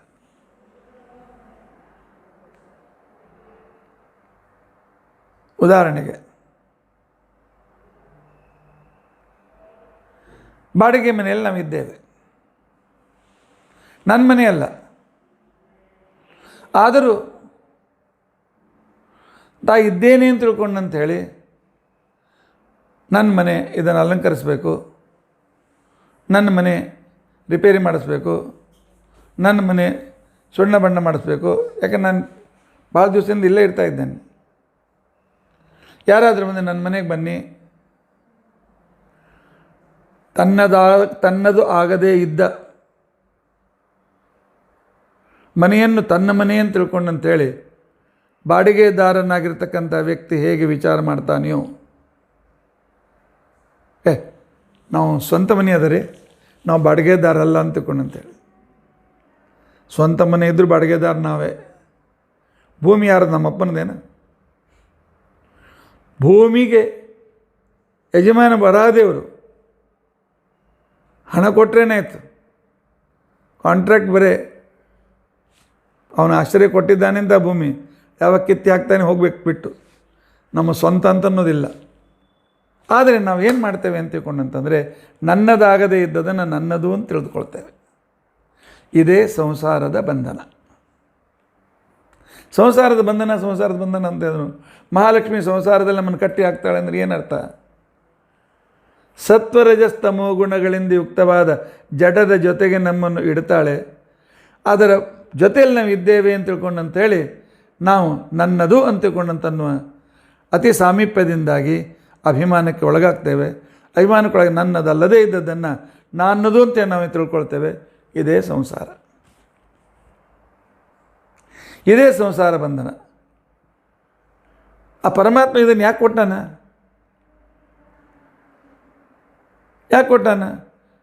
ಟ್ಯಾಕ್ಸಿ ಬಾಡಿಗೆ ತೊಗೊಂಬಿಡ್ತೀವಿ. ಟ್ಯಾಕ್ಸಿ ಬಾಡಿಗೆ ಅದಕ್ಕೆ ಬರ್ತದೆ? ನಮ್ಮನ್ನು ಜಾಗಕ್ಕೆ ಮುಟ್ಟಿಸ್ಲಿಕ್ಕೆ. ಅಲ್ಲಿ ಹೋದ್ಮೇಲೆ ಡ್ರೈವರ್ ನಂದೇ ಕಾರು ಇಳಿ ಅಂತನ್ಲಿಕ್ಕೆ ಆಗ್ತದೆ? ಅದೇ ಬಾಡಿಗೆ ಕಾರು ಅದು. ಆದರೆ ಇಷ್ಟೊತ್ತನ ಕೂತಿನಂದ್ರೆ ನಂದು ಅಂತನೋ ಅಭಿಮಾನ ಬಂದರೆ ಯಾರು ಕೇಳ್ತಾರೆ? ಆದರೆ ಇದರಲ್ಲೇ ಸಿಕ್ಕಿ ಬೀಳ್ತೇವೆ. ಇದು ಇದ್ದದ್ದು ಸಾಧನ. ಇದರಿಂದ ನಾನು ಇದರ ಸಹಾಯ ತೆಗೆದುಕೊಂಡು ಅಲ್ಲಿ ಹೋಗಬೇಕು. ಈ ಜಡ ಶರೀರದ ಪರಮಾತ್ಮನೂ ಕೂಡ ಇಲ್ಲರುತ್ತೆ. ಆದರೆ ನಾನೇ ಸ್ವತಂತ್ರಕರ್ತ, ನಾನೇ ಸ್ವತಂತ್ರ ಭೋಕ್ತ, ನನ್ನ ಶರೀರ ನಾನೇ ಇದನ್ನು ಭೋಗ ಮಾಡ್ತಕ್ಕಂಥವನು, ನಾನೇ ಸುಖ ಪಡ್ತೀನಿ, ನಾನೇ ಕೇಳ್ತೀನಿ, ನಾನೇ ನೋಡ್ತೀನಿ ಅಂತಕ್ಕಂಥ ಇದೇ ಜೀವಾಚ್ಛಾದಿಕ. ಈ ಬಂಧನದಲ್ಲಿ ಬೀಳ್ತೇವೆ. ಈ ಬಂಧನದಲ್ಲಿ ನಾವು ಬೆಳೆದಿರ್ತಕ್ಕಂಥ ಸಂದರ್ಭದಲ್ಲಿ ಇದಕ್ಕೇನೆ ಪ್ರಕೃತಿ ಬಂಧ ಅಂತ ತಿಳ್ಕೊಂಡಂತ ಹೇಳ್ತಾರೆ. ಅನೇಕ ಸಲ ಅನೇಕ ಕರಿಂದ ಪುರಾಣ ಕೇಳ್ತಾ ಇರುವಾಗ ಪ್ರಕೃತಿಯ ಬಂಧನದಲ್ಲಿ ನಾವು ಬಿದ್ದಿದ್ದೇವೆ, ಸತ್ವಾದ ಗುಣಗಳ ಬಂಧನದಲ್ಲಿ ನಾವಿದ್ದೇವೆ. ಮಹಾಲಕ್ಷ್ಮೀ ದೇವಿ ನಮ್ಮನ್ನು ಕಟ್ಟಿ ಹಾಕಿದ್ದಾಳೆ, ಇದೆ ಜೊತೆಗೆ ಇಟ್ಟಿದ್ದಾಳೆ. ಆದರೆ ನಾವು ಮೋಹದಿಂದ ನನ್ನದಾಗದೇ ಇದ್ದದನ್ನು ನನ್ನದು ಅಂತ ತಿಳ್ಕೊಂಡಿದ್ದೇವೆ. ಆಗ ದೇವಹೂತಿ ಕೇಳ್ತಾಳೆ, ಅಲ್ಲ, ಈ ಜಗತ್ತಿನಲ್ಲಿ ವ್ಯಾಪ್ತನಾಗಿರ್ತಕ್ಕಂತಹ ಪ್ರಕೃತಿ ಪುರುಷರು ಅಂತ ಇವರಿಬ್ಬರಿಂದ, ಪ್ರಕೃತಿ ಮಹಾಲಕ್ಷ್ಮೀ ದೇವಿ, ಜಡ ಪ್ರಕೃತಿ ಜಡವಾದ ವಸ್ತುಗಳು, ಚೇತನ ಪ್ರಕೃತಿ ಮಹಾಲಕ್ಷ್ಮೀ ದೇವಿ. ಈ ಜಡಚೇತನರನ್ನು ಒಂದುಗೂಡಿಸಿ ಒಂದು ಕಡೆಯಲ್ಲಿ ಇಡ್ತಕ್ಕಂಥವಳು ಪ್ರಕೃತಿ ಮಹಾಲಕ್ಷ್ಮೀ ದೇವಿ. ಜಡ ಚೇತನ ಪ್ರಕೃತಿ ಅಲ್ಲಿ ಇದ್ದುಕೊಂಡು ಎಲ್ಲವನ್ನೂ ಪ್ರೇರಣೆ ಮಾಡ್ತಕ್ಕಂಥ ವ್ಯಕ್ತಿಗೆ ಪುರುಷ ಅಂತ ಕರೀತಾರೆ. ಅಂದರೆ ಪರಮಾತ್ಮ, ಮಹಾಲಕ್ಷ್ಮೀ ದೇವಿ, ಜಡ ಪ್ರಕೃತಿ ಇವುಗಳ ಒಂದು ಏನು ವಿಶೇಷವಾಗಿರ್ತಕ್ಕಂಥ ಕ್ರಿಯೆಗಳು ಅಂತೇನಿವೆ, ಈ ಕ್ರಿಯೆಗಳನ್ನು ತಿಳಿದುಕೊಳ್ಳುವುದೇ ಪ್ರಕೃತಿ ಪುರುಷ ವಿವೇಕ ಅಂತ ತಿಳ್ಕೊಂಡಂತ ಹೇಳಿ. ಪ್ರಕೃತಿ ಪುರುಷ ವಿವೇಕ ಅಂತಂದರೆ ಇವರಲ್ಲಿ ಯಾರು ಸರ್ವೋತ್ತಮರು, ಯಾರು ಚೇತನ ಸ್ವತಂತ್ರರು, ಯಾರು ಜಡ, ಈ ರೀತಿಯಾಗಿ ಇದನ್ನು ಪ್ರತ್ಯೇಕವಾಗಿ ಅರ್ಥ ಮಾಡಿಕೊಳ್ಳೋದೇ ಇದು ಸಂದರ್ಭ. ಆದ್ದರಿಂದಾಗಿ ದೇವಹೂತಿ ಕೇಳ್ತಾ ಇದ್ದಾಳೆ, ಇವರ ಅಸಾಧಾರಣ ಧರ್ಮ ಏನು? ಪ್ರಕೃತಿ ಪುರುಷರ ಲಕ್ಷಣ ಇನ್ನೊಮ್ಮೆ ನನಗೆ ತಿಳಿಸಿ ಹೇಳು ಅಂತ ತಿಳ್ಕೊಂಡಂತೇಳಿ ಕೇಳ್ತಾ ಇದ್ದಾಳೆ. ಅವಳು ಒಂದೇ ಸಲ ತಿಳ್ಕೊಂಡಿಲ್ಲ, ನಮ್ಮ ಸಲುವಾಗಿ ಇನ್ನೊಮ್ಮೆ ಕೇಳ್ತಾ ಇದ್ದಾಳೆ. ಆಗ ಕಪಿಲನಾಗಿರ್ತಕ್ಕಂಥ ಪರಮಾತ್ಮ ಹೇಳಿ ಪ್ರಾರಂಭ ಮಾಡ್ತಾನೆ, ಅಮ್ಮ, ಸತ್ವಾದಿ ಗುಣಗಳಿಂದ ಕೂಡಿರ್ತಕ್ಕಂಥ ಸತ್ವರಜಸ್ತಮೋ ಗುಣಗಳಿಗೆ ಆ ಒಂದು ಗುಣಧರ್ಮದಿಂದ ಯುಕ್ತವಾಗಿರ್ತಕ್ಕಂಥದ್ದೇನು ಜಡ ಅಣುಗಳು ಅಂತೇನಿವೆ, ಇದಕ್ಕೆ ಜಡ ಪ್ರಕೃತಿ ಅಂತ ಹೆಸರು. ಜೀವರಲ್ಲಿ ವ್ಯಾಪ್ತಳಾಗಿ ಜೀವರ ಕ್ರಿಯೆಗಳನ್ನು ನಡೆಸ್ತಕ್ಕಂಥವಳು ಅಂತೇನಿದ್ದಾಳೆ, ಅವಳು ಚೇತನ ಪ್ರಕೃತಿ ಅಂತ ತಿಳ್ಕೊಂಡಂತ ಅನಿಸ್ಕೊಳ್ತಾಳೆ. ಈ ಜಡ ಪ್ರಕೃತಿ ಚೇತನ ಪ್ರಕೃತಿಗಳು ಸೇರಿ ಚೇತನನಿಗೆ ಆಶ್ರಯವಾದಂಥ ಮಹತ್ತತ್ವವನ್ನು ಹುಟ್ಟಿಸ್ತಾರೆ. ಮಹತ್ತತ್ವವನ್ನು ಹುಟ್ಟಿಸ್ತಕ್ಕಂಥ ಸಂದರ್ಭದಲ್ಲಿ ಜಡ ಪ್ರಕೃತಿ, ಚೇತನ ಪ್ರಕೃತಿ, ಮಹತ್ತತ್ವ. ಈ ಮಹತ್ತತ್ವದಲ್ಲಿರ್ತಕ್ಕಂಥದ್ದು ಸತ್ವಗುಣ, ರಜೋಗುಣ, ತಮೋಗುಣ. ಈ ಸತ್ವಗುಣ, ರಜೋಗುಣ, ತಮೋಗುಣಗಳಿಗೂ ಕೂಡ ಮಹಾಲಕ್ಷ್ಮಿ 3 ರೂಪದಿಂದ ಅದರ ಜವಾಬ್ದಾರಿಯನ್ನು ಸ್ವೀಕರಿಸ್ತಾಳೆ. ಶ್ರೀ ಭೂ ದುರ್ಗಾ ರೂಪದಿಂದ. ಶ್ರೀ ಭೂ ದುರ್ಗಾ ರೂಪದಿಂದ ಅಭಿಮನ್ಯವಾಗತಕ್ಕಂಥದ್ದಲ್ಲಿ ಅಲ್ಲಿರ್ತಕ್ಕಂಥ ಇದ್ದುಕೊಂಡು ಅವರು ಅದನ್ನು ಅಲ್ಲಿದ್ದ ಗುಣಗಳಿಗೆ ಪ್ರೇರಣೆ ಮಾಡ್ತಾರೆ. ಅಲ್ಲಿದ್ದ ಗುಣಗಳಿಗೆ ಪ್ರೇರಣೆ ಮಾಡ್ತಾರೆ ಅಂದರೆ ಏನರ್ಥ? ಉಪ್ಪಿನಲ್ಲಿರ್ತಕ್ಕಂಥ ಉಪ್ಪಿನ ಗುಣ ಅಭಿವ್ಯಕ್ತವಾಗಿ ಅದರ ರುಚಿ ಜಗತ್ತಿಗೆ ಗೊತ್ತಾಗಬೇಕು. ಈ ರೀತಿ ಇದಕ್ಕೇನೆ ಅಭಿಮನ್ಯವಾಗಿರ್ತಕ್ಕಂಥ ಗುಣಗಳನ್ನು ಬೆಳೆಸೋದು ಅಂತದೇನು ಸೂಕ್ಷ್ಮವಾಗಿರ್ತಕ್ಕಂಥ ಏನು ಉಪ್ಪಿನಲ್ಲಿ ಒಂದು ಉಪ್ಪಿನತನ ಅಂತ ಗುಣಧರ್ಮ ಇದೆ, ಬೇವಿನಲ್ಲಿ ಕಹಿತನ ಅಂತ ಗುಣಧರ್ಮ ಇದೆ, ಇದನ್ನು ಅಭಿವ್ಯಕ್ತಗೊಳಿಸುವುದು. ಬೇವಿನ ಬೀಜ ಅತಿ ಸಣ್ಣ, ಕಹಿ ಅದರ ಗುಣಧರ್ಮ, ಅದನ್ನು ಬೆಳೆಸಿ ಗಿಡವಾಗಿ ಆ ಗುಣಧರ್ಮವನ್ನು ಇನ್ನೊಬ್ಬರು ಅನುಭವಿಸುವಂತೆ ಮಾಡುವುದೇ ಆ ಗುಣಗಳನ್ನು ಬೆಳೆಸ್ತಾರೆ ಅಂತ ತಿಳ್ಕೊಂಡಂತ ಅರ್ಥ. ಹೀಗಾಗಿ ಆಗಲೇ ನಾವು ಹೇಳಿದಂತೆ ಔಪಚಾರಿಕವಾಗಿರ್ತಕ್ಕಂಥ ಉಪಾದಾನ ಕಾರಣಗಳಾಗಿ ಈ ಮಹಾಲಕ್ಷ್ಮೀ ದೇವಿ 3 ರೂಪದಿಂದ ಈ ಪ್ರಕೃತಿಯಲ್ಲಿ ಇದ್ದಾಳೆ. ಆದ್ದರಿಂದಾಗಿ ಮಹಾಲಕ್ಷ್ಮಿಗೆ 3 ರೂಪಗಳು. ಪ್ರಕೃತಿಯ ವಿಶೇಷತೆ ಅಂತಂದರೆ ವ್ಯಕ್ತ, ವ್ಯಕ್ತಾವ್ಯಕ್ತ, ಅವ್ಯಕ್ತ ಅಂತ ತಿಳ್ಕೊಂಡಂತೇಳಿ ಅವಳಿಗೆ 3 ರೂಪಗಳು. ಏನಪ್ಪ ವ್ಯಕ್ತ ಇದು ಹೇಗೆ ಅಂತ ತಿಳ್ಕೊಂಡಂತಂದರೆ, ಯಾವಾಗ ಮಹತ್ತತ್ವವನ್ನು ಹುಟ್ಟಿಸ್ತಾಳೆ ಆಗ 3 ರೂಪ ತೆಗೆದುಕೊಳ್ತಾಳೆ. ಅಲ್ಲಿ ಅವ್ಯಕ್ತ ಅಂತ ತಿಳ್ಕೊಂಡಂತಂದರೆ ಸೃಷ್ಟಿ ಮಾಡದೆ ಪರಮಾತ್ಮನ ಸೇವೆಯಲ್ಲಿ ಯಾವಾಗಿರ್ತಾಳೆ, ಸೃಷ್ಟಿಯ ವಿಷಯದಲ್ಲಿ ಉದಾಸೀನಳಾಗಿ ಯಾವಾಗ ಅವಳು ಪರಮಾತ್ಮನ ಸೇವೆಯಲ್ಲಿರ್ತಾಳೆ ಆವಾಗ ಅವಳಿಗೆ ಅವ್ಯಕ್ತ ಅಂತ ಹೆಸರು. ಅದೇ ಅವ್ಯಕ್ತ ತತ್ವ. ಸೃಷ್ಟಿಗೆ ಮಾಡಲಿಕ್ಕೆ ಇನ್ನೂ ಪ್ರವೃತ್ತವಾಗದೇ ಇದ್ದ ತತ್ವ ಅವ್ಯಕ್ತ ತತ್ವ. ಇನ್ನು ಯಾವಾಗ ಪರಮಾತ್ಮನ ಪ್ರೇರಣೆಯಿಂದ ಸೃಷ್ಟಿ ಮಾಡಬೇಕು, ಜಡಚೇತನಗಳನ್ನು ಒಂದು ಮಾಡಬೇಕು ಅಂಥೇಳಿ ಇಚ್ಛೆಯನ್ನು ಮಾಡ್ತಾಳೆ, ಸೃಷ್ಟಿಯ ಇಚ್ಛಾರೂಪ ಇದು ಅಂತೇನಿದೆ, ಇದಕ್ಕೆ ವ್ಯಕ್ತಾವ್ಯಕ್ತ ಅಂತ ತಿಳ್ಕೊಂಡಂತ ಹೆಸರು. ಅಮ್ಮ ಮಹತ್ತತ್ವ ರೂಪದಿಂದ ಅಹಂಕಾರ ತತ್ವ ರೂಪದಿಂದ ಯಾವಾಗ ನಮ್ಮ ಕಣ್ಣಿಗೆ ಕಾಣುವಂತೆ ವ್ಯಕ್ತಳಾಗ್ತಾಳೆ, ಇದು ಅವಳು ವ್ಯಕ್ತ ರೂಪ. ವ್ಯಕ್ತ ಸೃಷ್ಟವಾದದ್ದು, ಸೃಷ್ಟಿಯ ಇಚ್ಛೆ ವ್ಯಕ್ತಾವ್ಯಕ್ತ, ಪರಮಾತ್ಮನ ಸೇವೆಯಲ್ಲಿ ಸೃಷ್ಟಿಯ ಬಯಕೆ ಇಲ್ಲದೇ ಇರತಕ್ಕಂಥ ರೂಪ, ಇದು ಅವ್ಯಕ್ತ ಅಂತ ಅನಿಸ್ಕೊಳ್ತದೆ. ಜಡ ಪ್ರಕೃತಿಯೂ ಕೂಡ ಇದಕ್ಕೂ ಕೂಡ ವ್ಯಕ್ತ, ವ್ಯಕ್ತಾವ್ಯಕ್ತ, ಅವ್ಯಕ್ತ 3 ರೂಪಗಳಿವೆ. ಯಾವಾಗ ಈ ಅಣುಗಳು ಜಡ ಅಣುಗಳು ಅಂತ ತಿಳ್ಕೊಂಡಂತ ಹೇಳಿ ಕ್ರಿಯಾತ್ಮಕವಾಗದೆ ಸೂಕ್ಷ್ಮವಾಗಿರ್ತವೆ, ಇನ್ನೊಂದು ಅಣುವಿದ ಸಂಪರ್ಕವಾಗದೆ ಆ ಸಂಪರ್ಕದಿಂದ ಬೇರೆ ರೀತಿಯಾಗಿರ್ತಕ್ಕಂಥ ಕಾರ್ಯ ಪ್ರಾರಂಭವಾಗದೇ ಇರುವಾಗ ಪರಮಾತ್ಮನ ಹೊಟ್ಟೆಯಲ್ಲಿ ಸೃಷ್ಟಿಪೂರ್ವದಲ್ಲಿದ್ದಾಗ ಅವು ಅವ್ಯಕ್ತ ಅಂತ ಅನಿಸಿಕೊಳ್ತವೆ. ಯಾವಾಗ ಮಹಾಲಕ್ಷ್ಮಿ ಸಂಪರ್ಕದಿಂದ ಇವುಗಳಲ್ಲಿ ಒಂದು ಪರಿಣಾಮ ಪ್ರಾರಂಭವಾಗ್ತದೆ, ರಿಯಾಕ್ಷನ್, ಜಡಗಳಲ್ಲಿ ರಿಯಾಕ್ಷನ್ ಯಾವಾಗ ಪ್ರಾರಂಭವಾಗ್ತದೆ ಅದಕ್ಕೆ ವ್ಯಕ್ತಾವ್ಯಕ್ತ ಅಂತ ತಿಳ್ಕೊಂಡಂಥದ್ದು. ರಿಯಾಕ್ಷನ್ನಿಂದ ಅದು ಸ್ಥೂಲ ರೂಪ ಏನು ಪಡೀತದೆ ಅದು ವ್ಯಕ್ತ ಅಂತ ತಿಳ್ಕೊಂಡಂತ ಅನಿಸ್ಕೊಳ್ತದೆ. ಆದ್ದರಿಂದಾಗಿ ಅಮ್ಮ ಚೇತನ ಪ್ರಕೃತಿ ಜಡ ಪ್ರಕೃತಿ ಸೇರಿ ವ್ಯಕ್ತಾವ್ಯಕ್ತವಾಗಿ 24 ರೂಪದಿಂದ ಇವು ವಿಭಕ್ತವಾಗ್ತವೆ. ಸೃಷ್ಟಿಗೆ ಇಷ್ಟೇ ಸಾಕು. ಸೃಷ್ಟಿಗೆ ಬೇಕಾಗಿರ್ತಕ್ಕಂಥ ರಾ ಮಟೀರಿಯಲ್, ಜಡ ಸೃಷ್ಟಿಗೆ ಬೇಕಾಗಿರ್ತಕ್ಕಂಥ ರಾ ಮಟೀರಿಯಲ್, ಪ್ರೇರಕವಾದ ಚೇತನ ಮತ್ತು ರಾ ಮಟೀರಿಯಲ್ ಯಾವುದು? ಅವ್ಯಕ್ತ ತತ್ವ, ಮಹಾಲಕ್ಷ್ಮೀ ದೇವಿ, ಅವ್ಯಕ್ತ ಜಡ ಪ್ರಕೃತಿ, ಅದು ಕೂಡ ಅವ್ಯಕ್ತತ್ವದಲ್ಲಿ ಆ ಚೇತನ ಜೊತೆಯಲ್ಲಿದ್ದದೆ. ಆ ನಂತರ ಮಹತ್ತತ್ವ, ಮಹತ್ತತ್ವದಲ್ಲಿ ಗುಣದ ಪ್ರಪೋರ್ಷನೇಟ್ನಿಂದ ತಯಾರಾಗಿರ್ತಕ್ಕಂಥದ್ದು.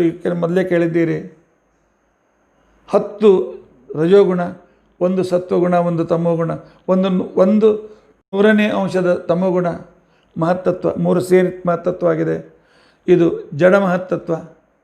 ಅದರ ಅಭಿಮಾನಿಯಾದಂಥ ಬ್ರಹ್ಮದೇವರು ಚೇತನ ಮಹತ್ತತ್ವ, ಅವ್ಯಕ್ತ ತತ್ವ ಚೇತನ, ಆನಂತರ ಮಹತ್ತತ್ವ ಚೇತನ, ಅದರಲ್ಲಿ ವಿಕಾರವನ್ನು ಉಂಟು ಮಾಡಿ, ಈ ವಿಕಾರವನ್ನು ಉಂಟು ಮಾಡಿ ಪ್ರಪೋರ್ಷನೇಟ್ನಲ್ಲಿ 1 ಭಾಗ ಸತ್ವ, ಅದಕ್ಕಿಂತಲೂ 10 ಪಟ್ಟು ಭಾಗ ತಮೋಗುಣ, ಅದಕ್ಕಿಂತ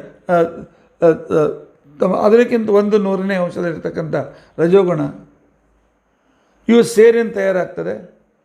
ಇದು ಅಹಂಕಾರ ತತ್ವ ಅಂತ ಅನಿಸ್ಕೊಳ್ತಾರೆ. ಜಡವಾಗಿರ್ತಕ್ಕಂಥ ಅಹಂಕಾರ ತತ್ವ ಇದು ವ್ಯಕ್ತ ಜಡತತ್ವ.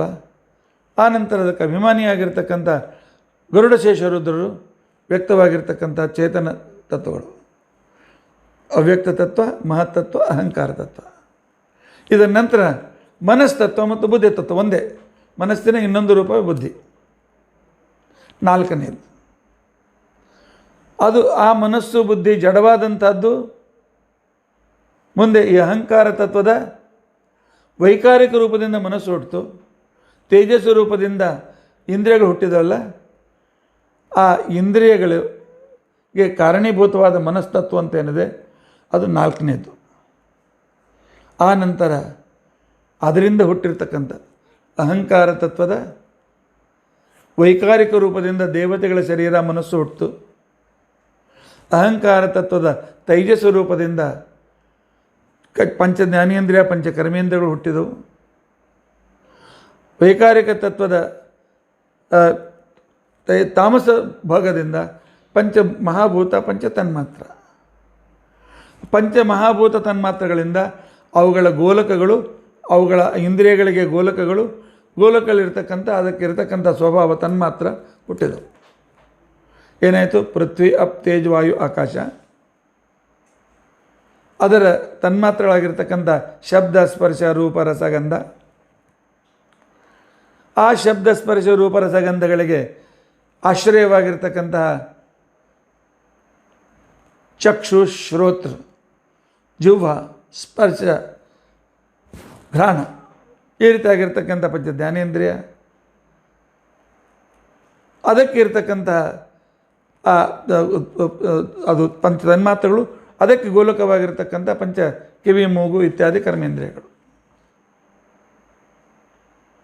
ಪಂಚ ಜ್ಞಾನೇಂದ್ರಿಯ, ಪಂಚ ಕರ್ಮೇಂದ್ರಿಯ, ಪಂಚ ಮಹಾಭೂತ, ಪಂಚ ತನ್ಮಾತ್ರ, ಬುದ್ಧಿ ತತ್ವ. ಇವು ಪಂಚ ತನ್ಮಾತ್ರ 5 4 20, 5 × 4 20 ಅದು. ಆನಂತರ ಬುದ್ಧಿ ಮನಸ್ತತ್ವ, ಆನಂತರ ಅಹಂಕಾರ ತತ್ವ, ಮಹತ್ತತ್ವ, ಅವ್ಯಕ್ತ ತತ್ವ. ಇದಿಷ್ಟು ಸೃಷ್ಟಿಗೆ ನಾನು ಕೊಡ್ತಕ್ಕಂಥ ಸ್ಥೂಲ ರೂಪವನ್ನು ಈ ರೀತಿಯಾಗಿ ನಾನು ಕೊಡ್ತೇನೆ. ಇದಕ್ಕೆ ಸ್ವತಂತ್ರ ಕರ್ತ ನಾನೇ. ನಾನು 25ನೇ ತತ್ವನಾಗಿ ಸ್ವತಂತ್ರನಾದಂಥ ಕಾಲನಾಮಕನಾಗಿ ನಾನು 25ನೇ ತತ್ವನಾಗಿ ಈ ಸಂಸಾರದಲ್ಲಿ ಬಂಧ ಮಾಡೋದಕ್ಕೋಸ್ಕರ ನಾನು ಕಾಲ ಅಂತ ಹೆಸರಿನಿಂದ ಪ್ರಸಿದ್ಧನಾಗ್ತೇನೆ. ನನ್ನ ಈ ಕಾಲರೂಪದಲ್ಲಿ ಕೂಡ 2 ಭಾಗಗಳಿವೆ ಅಮ್ಮ. 2 ಭಾಗಗಳಿವೆ. ಯಾವುದು ಅಂತ ತಿಳ್ಕೊಂಡಂತಂದರೆ, ಜೀವರನ್ನು ಸಂಸಾರದಲ್ಲಿ ಬಂಧನ ಮಾಡ್ತಕ್ಕಂಥ ಒಂದು ರೂಪ ಅಂತನಿದೆ. ಅಂದರೆ ಸಂಸಾರ ತಂದು ಈ ಸೃಷ್ಟಿ, ಅದು ಆರಂಭದ ಕಾಲರೂಪ. ರುದ್ರಾಂತರ್ಗತನಾಗಿ ಕೊನೆಗೆ ಸಂಪೂರ್ಣ ಜಗತ್ತನ್ನು ಸಂಹಾರ ಮಾಡ್ತಕ್ಕಂಥದ್ದು ಇನ್ನೊಂದು ಕಾಲರೂಪ. ರುದ್ರಾಂತರ್ಗತ ಒಂದು ರೂಪ, ಎಲ್ಲ ಚೇತನರಿಗೂ ಸಂಸಾರದ ಬಂಧನವನ್ನು ಕೊಡ್ತಕ್ಕಂಥ ಇನ್ನೊಂದು ನನ್ನ ಕಾಲರೂಪ ಈ ರೀತಿಯಾಗಿವೆ. ಅಷ್ಟೇ ಅಲ್ಲ, ನಂದು ಇನ್ನೊಂದು ಕಾಲರೂಪ ಇದೆ. ನಾನು ಶ್ರೀಭೂದುರ್ಗಾ ಅಂತಿಕೊಂಡಂತೇಳಿ ಮಹಾಲಕ್ಷ್ಮೀ ದೇವಿ ಸೃಷ್ಟಿಯಲ್ಲಿ ಪ್ರವೃತ್ತಳಾಗ್ತಕ್ಕಂಥ ಸಂದರ್ಭದಲ್ಲಿ ಅವಳಿಗೆ ನಾನು ಪ್ರವೃತ್ತಿ ಮಾಡೋದ್ರಿಂದ ಅದು ಕೂಡ ನನ್ನ ಕಾಲ ಅಂತ ತಿಳ್ಕೊಂಡಂತೆ ನಶಿಕೊಳ್ತೇನೆ.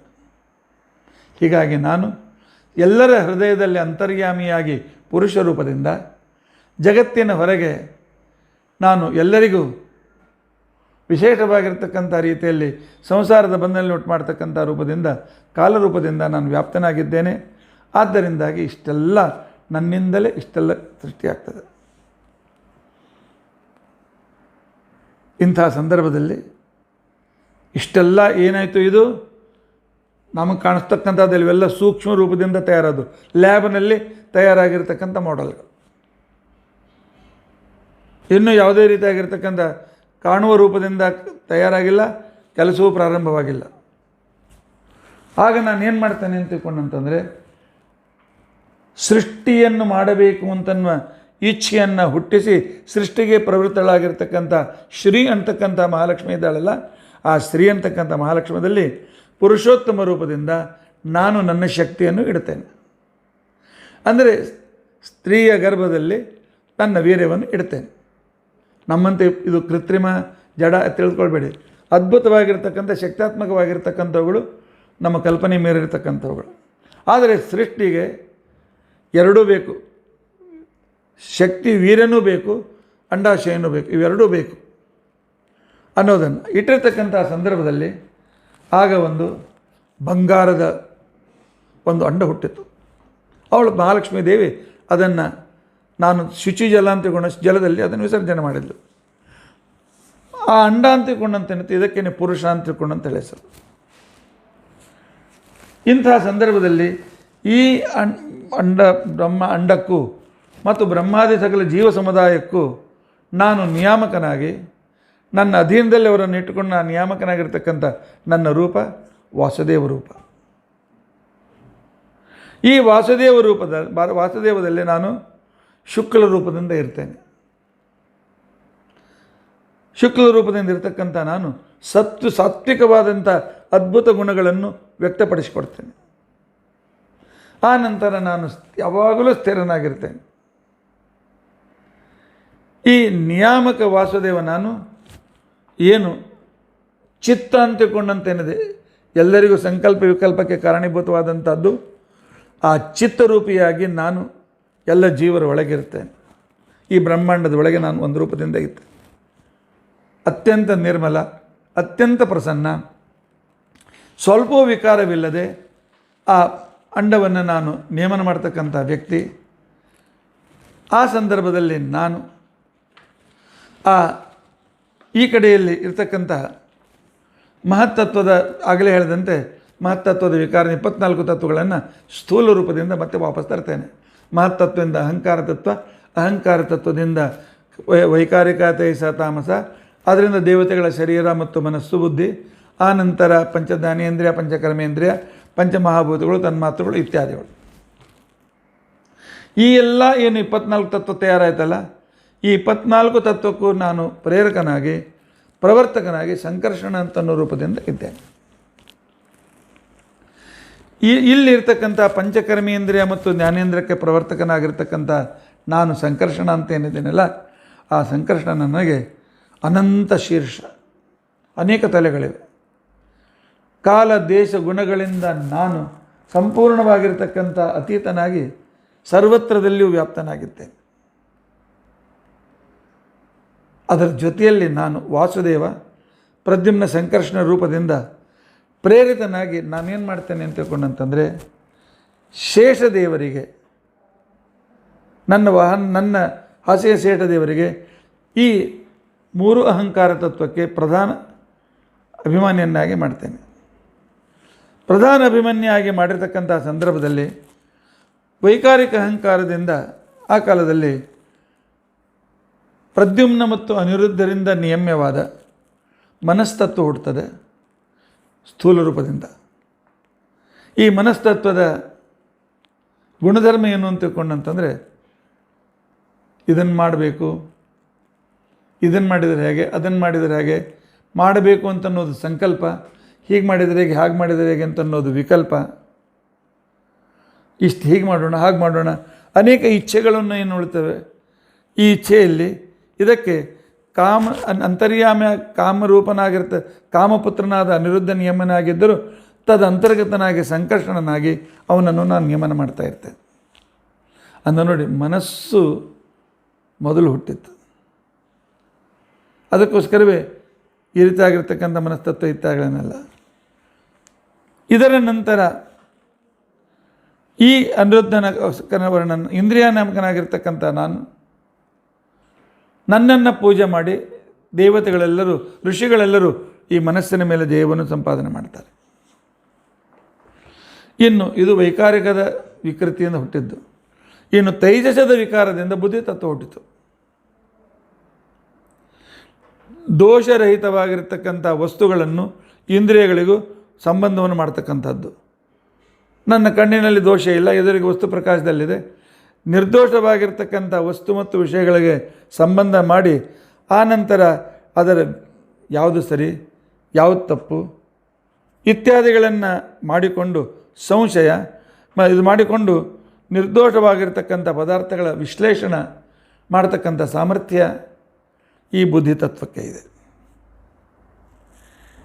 ಈ ಬುದ್ಧಿ ತತ್ವದಿಂದಾಗಿ ಹುಟ್ಟಿರ್ತಕ್ಕಂಥದ್ದು ತೈಜಸ ಅಹಂಕಾರದಿಂದ ಹುಟ್ಟಿರ್ತಕ್ಕಂಥದ್ದು ಜ್ಞಾನೇಂದ್ರಿಯ ಮತ್ತು ಕರ್ಮೇಂದ್ರಿಯಗಳು. ಇವುಗಳಲ್ಲಿ ಸಂಶಯ ಭ್ರಾಂತಿ ಬುದ್ಧಿತತ್ವದಲ್ಲಿಯೂ ಕೂಡ ಇದೇ ರೀತಿಯಾಗಿರಲಿಕ್ಕೆ ಸಾಧ್ಯತೆ ಇದೆ. ಸಂಶಯ ಭ್ರಾಂತಿ ನಿಶ್ಚಯ ಸ್ಮರಣ ಇತ್ಯಾದಿಗಳು. ಇಲ್ಲಿರ್ತಕ್ಕಂಥ ಹುಟ್ಟಿದ ಜ್ಞಾನೇಂದ್ರಿಯಕ್ಕೆ ಉಮಾದೇವಿ ಅಭಿಮಾನಿಯಾದಲು. ಕರ್ಮೇಂದ್ರಿಯಗಳಿಗೆ ಅಹಂಕಾರಿಕ ಪ್ರಾಣ ಅಭಿಮನ್ಯನಾದ. ಅಮ್ಮ, ಎಷ್ಟು ದೇವತೆಗಳಿಗೆ ಕೆಲಸ ಕೊಡ್ತಾ ಇದ್ದೇನೆ ನಾನು. ಆ ತತ್ವಗಳನ್ನು ಅವ್ರು ನೋಡ್ಕೊಳ್ಬೇಕು, ಜವಾಬ್ದಾರಿ. ಅದರಲ್ಲಿ ತಾವು ವ್ಯಾಪ್ತರಾಗಿ ಅದರಲ್ಲಿರ್ತಕ್ಕಂಥ ಅದರ ರಿಯಾಕ್ಷನ್ಗಳನ್ನು ಮಾಡಿ ಆ ರಿಯಾಕ್ಷನ್ದ ಪರಿಣಾಮ ಆಗುವಂತೆ ನೋಡಿಕೊಳ್ತಕ್ಕಂಥವ್ರು ಈ ಎಲ್ಲ ತತ್ವಾಭಿಮಾನ ದೇವತೆಗಳು. ಆ ನಂತರ ತಾಮಸ ಅಹಂಕಾರದಿಂದ ಶಬ್ದ ತನ್ಮಾತ್ರದಕ್ಕೆ ಆಧಾರಭೂತವಾಗಿರ್ತಕ್ಕಂಥದ್ದು ಆಕಾಶ. ಆಕಾಶಕ್ಕೆ ಮುಖ್ಯವಾಗಿರ್ತಕ್ಕಂಥ ಗುಣಧರ್ಮ ಅಂತ ತಿಳ್ಕೊಂಡಂತಂದರೆ ಶ್ರವಣ. ಇದರ ಗೋಲಕ ಶ್ರೋತ್ರೇಂದ್ರಿಯ. ಈ ಶ್ರೋತ್ರೇಂದ್ರಿಯದ ಗುಣಧರ್ಮ ಏನು ಅಂತ ತಿಳ್ಕೊಂಡಂತಂದರೆ ಬರೀ ಕಿವಿ ಬಂತು ಅಲ್ಲ.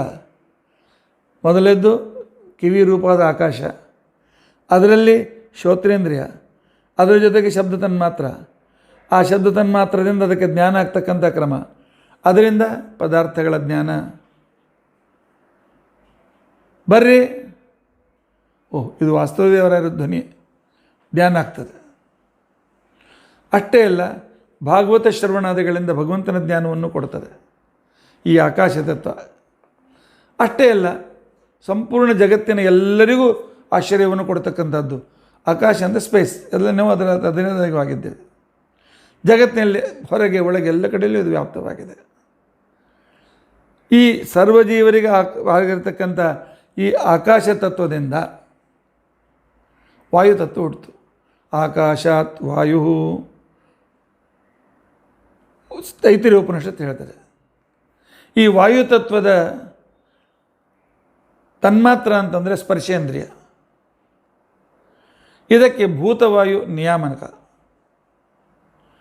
ಈ ಸ್ಪರ್ಶೇಂದ್ರಿಯ ನಮಗೆ ಯಾವುದು ಬಿರುಸಿದೆ, ಯಾವುದು ಮೆತ್ತಗಿದೆ, ಯಾವುದು ತಣ್ಣಗಿದೆ, ಯಾವುದು ಬಿಸಿ ಇದೆ, ಈ ಜ್ಞಾನವನ್ನು ಕೊಡ್ತದೆ. ಈ ವಾಯುದೇವರಿಂದ ಏನು ನಾನು ಕೊಟ್ಟ ಕೆಲಸ ಏನು ಗೊತ್ತೇನು? ವಾಯುದೇವರು ಕೊಟ್ಟ ಕೆಲಸ ಏನು ಅಂತ ತಿಳ್ಕೊಂಡಂತಂದರೆ ಎಲ್ಲರಿಗೂ ನೀನು ಪ್ರೇರಕನಾಗಬೇಕು, ಮುಖ್ಯವಾಗಿ. ಆ ನಂತರ ಗಿಡ ಅಲುಗಾಡಿದ ಮೇಲೆ ಹೂ ಕೆಳಗೆ ಬೀಳಬೇಕು, ಅಲುಗಾಡಿಸುವಿಕೆ ಇದು ವಾಯುವಿನ ಕೆಲಸ. ಆ ನಂತರ ವಸ್ತುಗಳು ಇರ್ತಾವಲ್ಲ, ಆ ವಸ್ತುಗಳನ್ನು ಒಂದೇ ಕಡೆಗೆ ತಂದಿಡುವಿಕೆ. ಜೋರಾಗಿ ಗಾಳಿ ಬೀಸ್ತು ಅಂತ ಎಲ್ಲ ಕಸ ಹೊರಗಡೆ ಒಂದು ಕಡೆ ಬರ್ತದೆ. ಈ ರೀತಿಯಾಗಿರ್ತಕ್ಕಂಥ ವಾಯು. ಅಥವಾ ಹೊಲದಲ್ಲಿ ಗಾಳಿಗೆ ಈಗ ರಾಶಿಯನ್ನು ಮಾಡುವಾಗ ಸಿಪ್ಪೆಗಳು ಹೋಗಿಬಿಡ್ತದೆ, ಕಾಳುಗಳು ಒಂದು ಕಡೆ ಬರ್ತದೆ. ಈ ರೀತಿಯಾಗಿ ಇದು ವಾಯುವಿನ ಕೊಡ್ತಕ್ಕಂಥ ವಸ್ತುಗಳನ್ನು ಒಂದು ಇನ್ನೊಂದು ವಸ್ತುಗಳಿಗೆ ತೆಗೆದುಕೊಂಡು ಹೋಗ್ತಕ್ಕಂಥದ್ದು ಎಲ್ಲ ಇಂದ್ರಿಯಗಳಿಗೂ ಉಪಕಾರಿ. ಯಾಕೆ ಎಲ್ಲ ಇಂದ್ರಿಯಗಳಿಗೂ ಆಕ್ಸಿಜನ್ ಬೇಕು. ಈ ವಾಯುತತ್ವದಿಂದ ವಾಯೋರಗ್ನಿ, ಈ ವಾಯುತತ್ವದಿಂದ ಅಗ್ನಿ ಹುಟ್ಟಿತು. ಇದು ಫಿಸಿಕ್ಸಲ್ಲೇನು, ಫಿಸಿಕ್ಸ್ ಕೆಮಿಸ್ಟ್ರಿ ಎಲ್ಲೋ ಬಂತು. ಇವುಗಳನ್ನು ದೇವರು ಕೊಟ್ಟಿರದೇ ಇದ್ದರೆ, ಇದನ್ನು ಅನುಭವಿಸಲಿಕ್ಕೆ ಇಂದ್ರಿಯಗಳನ್ನು ಕೊಟ್ಟಿರದೇ ಇದ್ದರೆ, ತನ್ಮಾತ್ರ ಕೊಟ್ಟಿದ್ದರೆ ಅನುಭವನೇ ಬರ್ತಿರಲಿಲ್ಲ. ಅದಕ್ಕೆ ಭಗವಂತ ಹೇಳ್ತಾನೆ, ನನ್ನ ಈ ಉಪಕಾರ ಸ್ಮರಿಸಿ, ನೀವು ಕೇಳುವಾಗ ಸ್ಮರಿಸಿ, ನೋಡುವಾಗ ಸ್ಮರಿಸಿ. ಈಗ ಈ ತೇಜಸ್ಸಿನಿಂದ ನಾನು ಹುಟ್ಟಿಸ್ತೇನೆ, ಈ ವಾಯುವಿನಿಂದ ನಾನು ಹುಟ್ಟಿಸ್ತೇನೆ ಅಗ್ನಿಯನ್ನು, ತೇಜಸ್ ತತ್ವ. ಇದರ ತನ್ಮಾತ್ರ ರೂಪ ಇದು ಇರತಕ್ಕಂತಹದ್ದು ಚಕ್ಷುರೇಂದ್ರಿಯದಲ್ಲಿ, ಕಣ್ಣು ಅಂತಕ್ಕಂಥ ಗೋಲಕದಲ್ಲಿ ಚಕ್ಷುರೇಂದ್ರಿಯ ರೂಪದಿಂದ ಇರ್ತದೆ. ತನ್ನ ಎದುರಿಗಿರ್ತಕ್ಕಂಥ ಎಲ್ಲ ಪದಾರ್ಥಗಳನ್ನು ಇದು ಗುರುತಿಸ್ತದೆ, ಚಕ್ಷುರೇಂದ್ರಿಯ. ಅಷ್ಟೇ ಅಲ್ಲ, ಈ ಅಗ್ನಿ, ಈ ತೇಜ ಬಲ್ಬ್ನಲ್ಲಿ ಬಂದಾಗ ಪ್ರಕಾಶವನ್ನು ಕೊಡ್ತದೆ. ಆನಂತರ ಅದೇ ಒಲೆಯಲ್ಲಿದ್ದಾಗ ಉಗ್ರವಾಗಿ ಪದಾರ್ಥಗಳನ್ನು ಪಚನ ಮಾಡ್ತದೆ. ಆನಂತರ ಒಳಗಿದ್ದು ನಾವು ಉಂಡದ್ದನ್ನು ಜೀರ್ಣ ಮಾಡ್ತದೆ. ಜೀರ್ಣ ಆದ ಕ್ಷಣಕ್ಕೇ ಉಷ್ಣ ಹೆಚ್ಚಾಗಿ ಬಾಯಾರಿಕೆಯನ್ನು ಉಂಟು ಮಾಡ್ತದೆ. ಆನಂತರ ನೀರು ಕುಡಿದಾಗ ಶಾಂತವನ್ನು ಮಾಡ್ತದೆ. ಇಷ್ಟೆಲ್ಲ ಕೆಲಸ ಇದು ಅಗ್ನಿಯ ಕಾರ್ಯಗಳು. ಅಗ್ನಿ ಕಾರ್ಯಗಳು ಅಂತ ಜಡ ಅಗ್ನಿ ಮಾಡೋದಿಲ್ಲ. ಜಡ ಅಗ್ನಿಯಲ್ಲಿದ್ದ ಗುಣಧರ್ಮವನ್ನು ಪ್ರೇರಣೆ ಮಾಡಿ ಆ ಅಭಿಮಾನಿ ದೇವತೆಗಳು ಈ ಕೆಲಸವನ್ನು ಮಾಡ್ತಾರೆ. ಅವರಲ್ಲಿದ್ದು ನಾನು ಅವರಿಗೆ ಪ್ರೇರಣೆ ಮಾಡ್ತೇನೆ. ಈ ಅಗ್ನೇರಾಪಃ, ಈ ಅಗ್ನಿ ತತ್ವದಿಂದ, ಅಗ್ನಿ ತತ್ವದಲ್ಲಿರ್ತಕ್ಕಂಥದ್ದು ರೂಪ ತನ್ಮಾತ್ರ, ಅದರಿಂದ ಹುಟ್ಟಿದ್ದು ರಸ ತನ್ಮಾತ್ರ. ರಸ ಅಂತ ತಿಳ್ಕೊಂಡಂಥದ್ದು ನೀರು. ಈ ನೀರಿನ ಕೆಲಸ ಏನು ಅಂತ ತಿಳ್ಕೊಂಡಂತಂದರೆ, ನೀರು ಹಾಕಿದ ಮೇಲೆ ಅದನ್ನು ಕೆಸರು ಮಾಡುವುದು ಅಥವಾ ಗಟ್ಟಿ ಮಾಡಿ ಗಣಪತಿ, ಹೇಗೂ ಇವತ್ತು ಗಣೇಶ ಚತುರ್ಥಿ ಇದೆ, ಮೃತ್ತಿಕಾ ಪೂಜೆ ಮಾಡಬೇಕು. ಈ ಗಣೇಶನ ಇದರಲ್ಲೂ ಕೂಡ, ಯಾಕಂದ್ರೆ ನಾವು ಪಂಚತತ್ವವನ್ನು ಪೂಜೆ ಮಾಡ್ತಕ್ಕಂಥ ಕ್ರಮ ಇವು. ಮೃತ್ತಿಕಾ ಪೂಜೆ ಅಂತಂದರೆ ಸೀಗಿ ಗೌರಿ, ಆನಂತರ ಗಣಪತಿ, ಆನಂತರ ಮಣ್ಣೆತ್ತಿನ ಅಮಾವಾಸ್ಯೆ, ಆನಂತರ ನಾಗರ ಪಂಚಮಿ, ಪೃಥ್ವಿ ತತ್ವವನ್ನು ಪೂಜೆ ಮಾಡ್ತೇವೆ. ಇವು ಮಣ್ಣಿನಿಂದ ಆಗಬೇಕು. ನದಿಗೆ ಹೋದಾಗ ನದಿ ದೇವತೆಗಳಿಗೆ ಜಲತತ್ವ ಪೂಜೆ ಮಾಡ್ತೇವೆ. ದೀಪ ಹಚ್ಚಿ ತೇಜಸ್ ತತ್ವದ ಪೂಜೆ ಮಾಡ್ತೇವೆ. ಆನಂತರ ಸ್ತೋತ್ರ ಮಂತ್ರಗಳನ್ನು ಹೇಳಿ ಆಕಾಶ ತತ್ವದ ಪೂಜೆಯನ್ನು ಮಾಡ್ತೇವೆ. ಆನಂತರ ಅನೇಕ ರೀತಿಯಾಗಿರ್ತಕ್ಕಂಥ ಒಳಗಿರ್ತಕ್ಕಂಥ ವಾಯುದೇವರನ್ನು ಸ್ಮರಣೆ ಮಾಡಿಕೊಂಡು ವಾಯುತತ್ವದ ಪೂಜೆಯನ್ನು ಮಾಡ್ತೇವೆ. ಹೀಗೆ ಅಲ್ಲಿರ್ತಕ್ಕಂಥ ತತ್ವ ಅಂದರೆ ಜಡತತ್ವದ ಪೂಜೆ ಅಲ್ಲ, ಅಲ್ಲಿರ್ತಕ್ಕಂಥ ಅಭಿಮಾನಿ ದೇವತೆ ಪೂಜೆ. ಗಣಪತಿ ಅಂತ ತಿಳ್ಕೊಂಡಂತ ಬರೀ ಮಣ್ಣಿನ ಪೂಜೆ ಅಲ್ಲ. ಈ ಮಣ್ಣಿನ ಪ್ರತಿಮೆಯಲ್ಲಿ ರುದ್ರದೇವರ ಪುತ್ರನಾಗಿರ್ತಕ್ಕಂಥ ಗಣಪತಿ ಇದಕ್ಕೆ ಅಭಿಮಾನಿ. ಈ ಗಣಪತಿಯ ಅಂತರ್ಗತನಾಗಿರ್ತಕ್ಕಂಥ ವಾಯುದೇವರ ಅಂತರ್ಗತನಾಗಿರ್ತಕ್ಕಂಥ ವಿಶ್ವಂಬರ, ಅವನು ವಿಶ್ವಂಬರನು ಇಲ್ಲಿದ್ದುಕೊಂಡು ನಮಗೆ ಅನುಗ್ರಹವನ್ನು ಮಾಡ್ತಾಯಿದ್ದಾನೆ. ಹೀಗೆ ಇದರ ಕಾರ್ಯ ಪಿಂಡನ ತಪ್ತ ಮಣ್ಣನ್ನು ಗಟ್ಟಿ ಮಾಡುವುದು, ಕುಡಿದಾಗ ತೃಪ್ತಿಯನ್ನು ತಂದು ಕೊಡುವುದು, ಆನಂತರ ಸಂತಾಪವನ್ನು ದೂರ ಮಾಡುವುದು.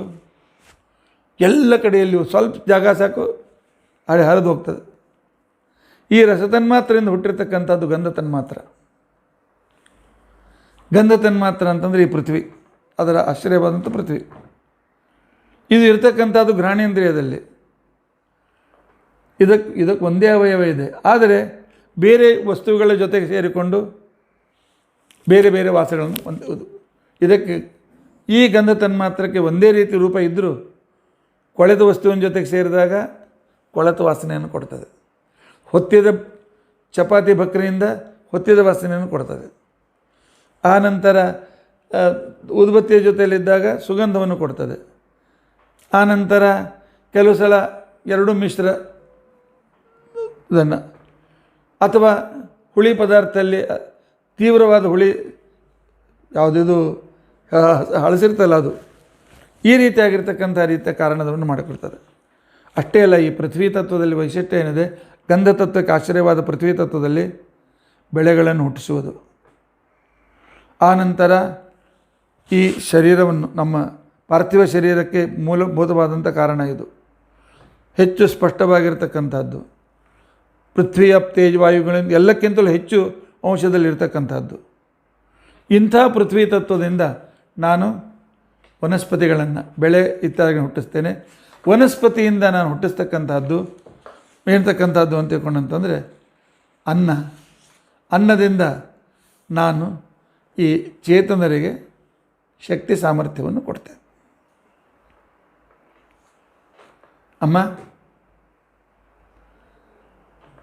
ಈ ರೀತಿಯ ಮೂಲದಲ್ಲಿ ಬ್ರಹ್ಮಾಂಡ ಸೃಷ್ಟಿಯ ಇಚ್ಛೆಯನ್ನು ಮಾಡಿ, ಪ್ರಕೃತಿಗೆ ಪ್ರೇರಣೆಯನ್ನು ಮಾಡಿ, ಪ್ರಕೃತಿಯಿಂದ ಜಡ ಪ್ರಕೃತಿಯಲ್ಲಿ ವಿಕೃತಿಯನ್ನು ಹುಟ್ಟಿಸಿ, ಆನಂತರ ಅದರಿಂದ ಅವ್ಯಕ್ತ ತತ್ವಗಳು ಆಗಿರ್ತಕ್ಕಂತಹ ಮಹಾಲಕ್ಷ್ಮಿಯಿಂದ ಮಹತ್ತತ್ವ, ಮಹತ್ತತ್ವದಿಂದ ಅಹಂಕಾರ ತತ್ವ, ಅಹಂಕಾರ ತತ್ವದ 3 ಭಾಗದಿಂದ ವೈಕಾರಿಕ, ತೈಜಸ, ತಾಮಸ ಇವನ್ನೆಲ್ಲ ಸೂಕ್ಷ್ಮ ರೂಪವಾಗಿ ಹುಟ್ಟಿಸಿ ಅವರಿಗೆ ಈ ಚೇತನ ದೇವತೆಗಳನ್ನು ಅಭಿಮನ್ಯಗಳನ್ನಾಗಿ ಮಾಡಿಸಿ, ಆನಂತರ ಸ್ಥೂಲ ರೂಪದಿಂದ ಒಂದರಿಂದ ಒಂದು ಹುಟ್ಟುವಂತೆ ನಾನು ಮಾಡಿ, ಕೊನೆಗೆ ಈ 5 ತತ್ವಗಳು ಕ್ರಮವಾಗಿ ಆಕಾಶಾತ್ ವಾಯು, ವಾಯೋರಗ್ನಿ, ಅಗ್ನೇರಾಪ, ಅದ್ಭ್ಯ ಪೃಥಿವಿ, ಪೃಥಿವ್ಯಾ ಓಷಧಯ, ಓಷಧೀಭ್ಯೋ ಅನ್ನಂ, ಅನ್ನಾತ್ ಪುರುಷ.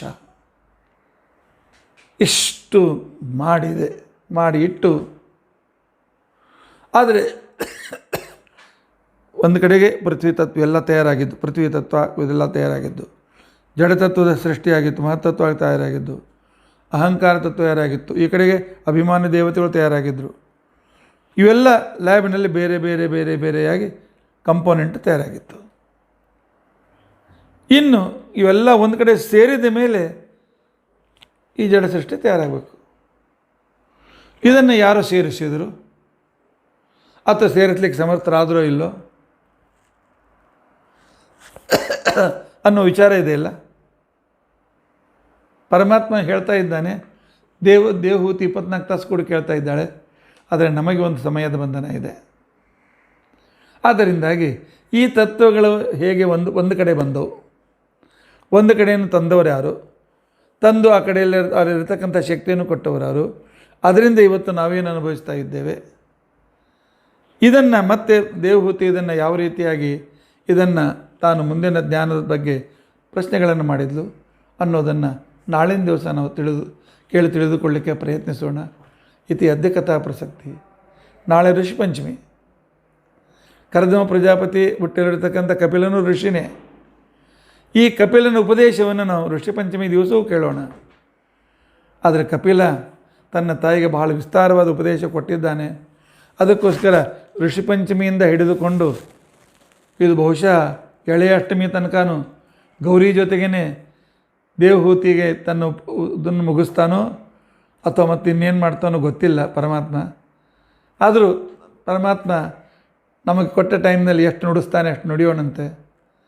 ಹೀಗಾಗಿ ಪ್ರಕೃತಿ ಪುರುಷ ವಿವೇಕ, ಪರಮಾತ್ಮ ಮಹಾಲಕ್ಷ್ಮೀ ದೇವಿ ಜಡ ಪ್ರಕೃತಿಯಿಂದ ಸೃಷ್ಟಿ ಹೇಗಾಯಿತು ಅಂತಕ್ಕಂಥ ಸ್ಟೆಪ್ ಬೈ ಸ್ಟೆಪ್ ಇರತಕ್ಕಂಥ ವಿವರಣ. ಇದಕ್ಕೇನೆ ಬ್ರಹ್ಮಾಂಡ ಸೃಷ್ಟಿ, ಇದಕ್ಕೇನೆ ತತ್ವ ಸೃಷ್ಟಿ, ಸ್ಥೂಲ ಸೃಷ್ಟಿ ಅಂತ ತಿಳ್ಕೊಂಡಂತೇಳಿ ಹೆಸರು. ಇದನ್ನು ಮೊದಲು ಸೃಷ್ಟಿಯ ಕ್ರಮದಲ್ಲಿ ಕೇಳಿದ್ದೀರಿ. ಈಗ ಇನ್ನೊಮ್ಮೆ ನೀವು ರಿವಿಷನ್ ಆಗಿದೆ. ಇದನ್ನು ಮತ್ತೆ ನೆನಪಿಟ್ಟುಕೊಳ್ಳಿ, ಬರೆದಿಟ್ಟುಕೊಳ್ಳಿ. ಮತ್ತು ಪುನಃ ಮುಂದೆ ಭಾಗವತಲ್ಲಿ ಇನ್ನೊಂದು ಸಲ ಬಂದಾಗ ಮತ್ತೊಮ್ಮೆ ನೀವು ರಿವಿಷನ್ ಮಾಡೋಣಂತೆ. ಈಗ ಇಷ್ಟು ನಾವು ತಿಳಿದುಕೊಳ್ಳೋಣ. ಇತಿ ಅದ್ಯ ಕಥಾ ಪ್ರಸಕ್ತಿ. ಶ್ರೀಕೃಷ್ಣಾರ್ಪಣಮಸ್ತು.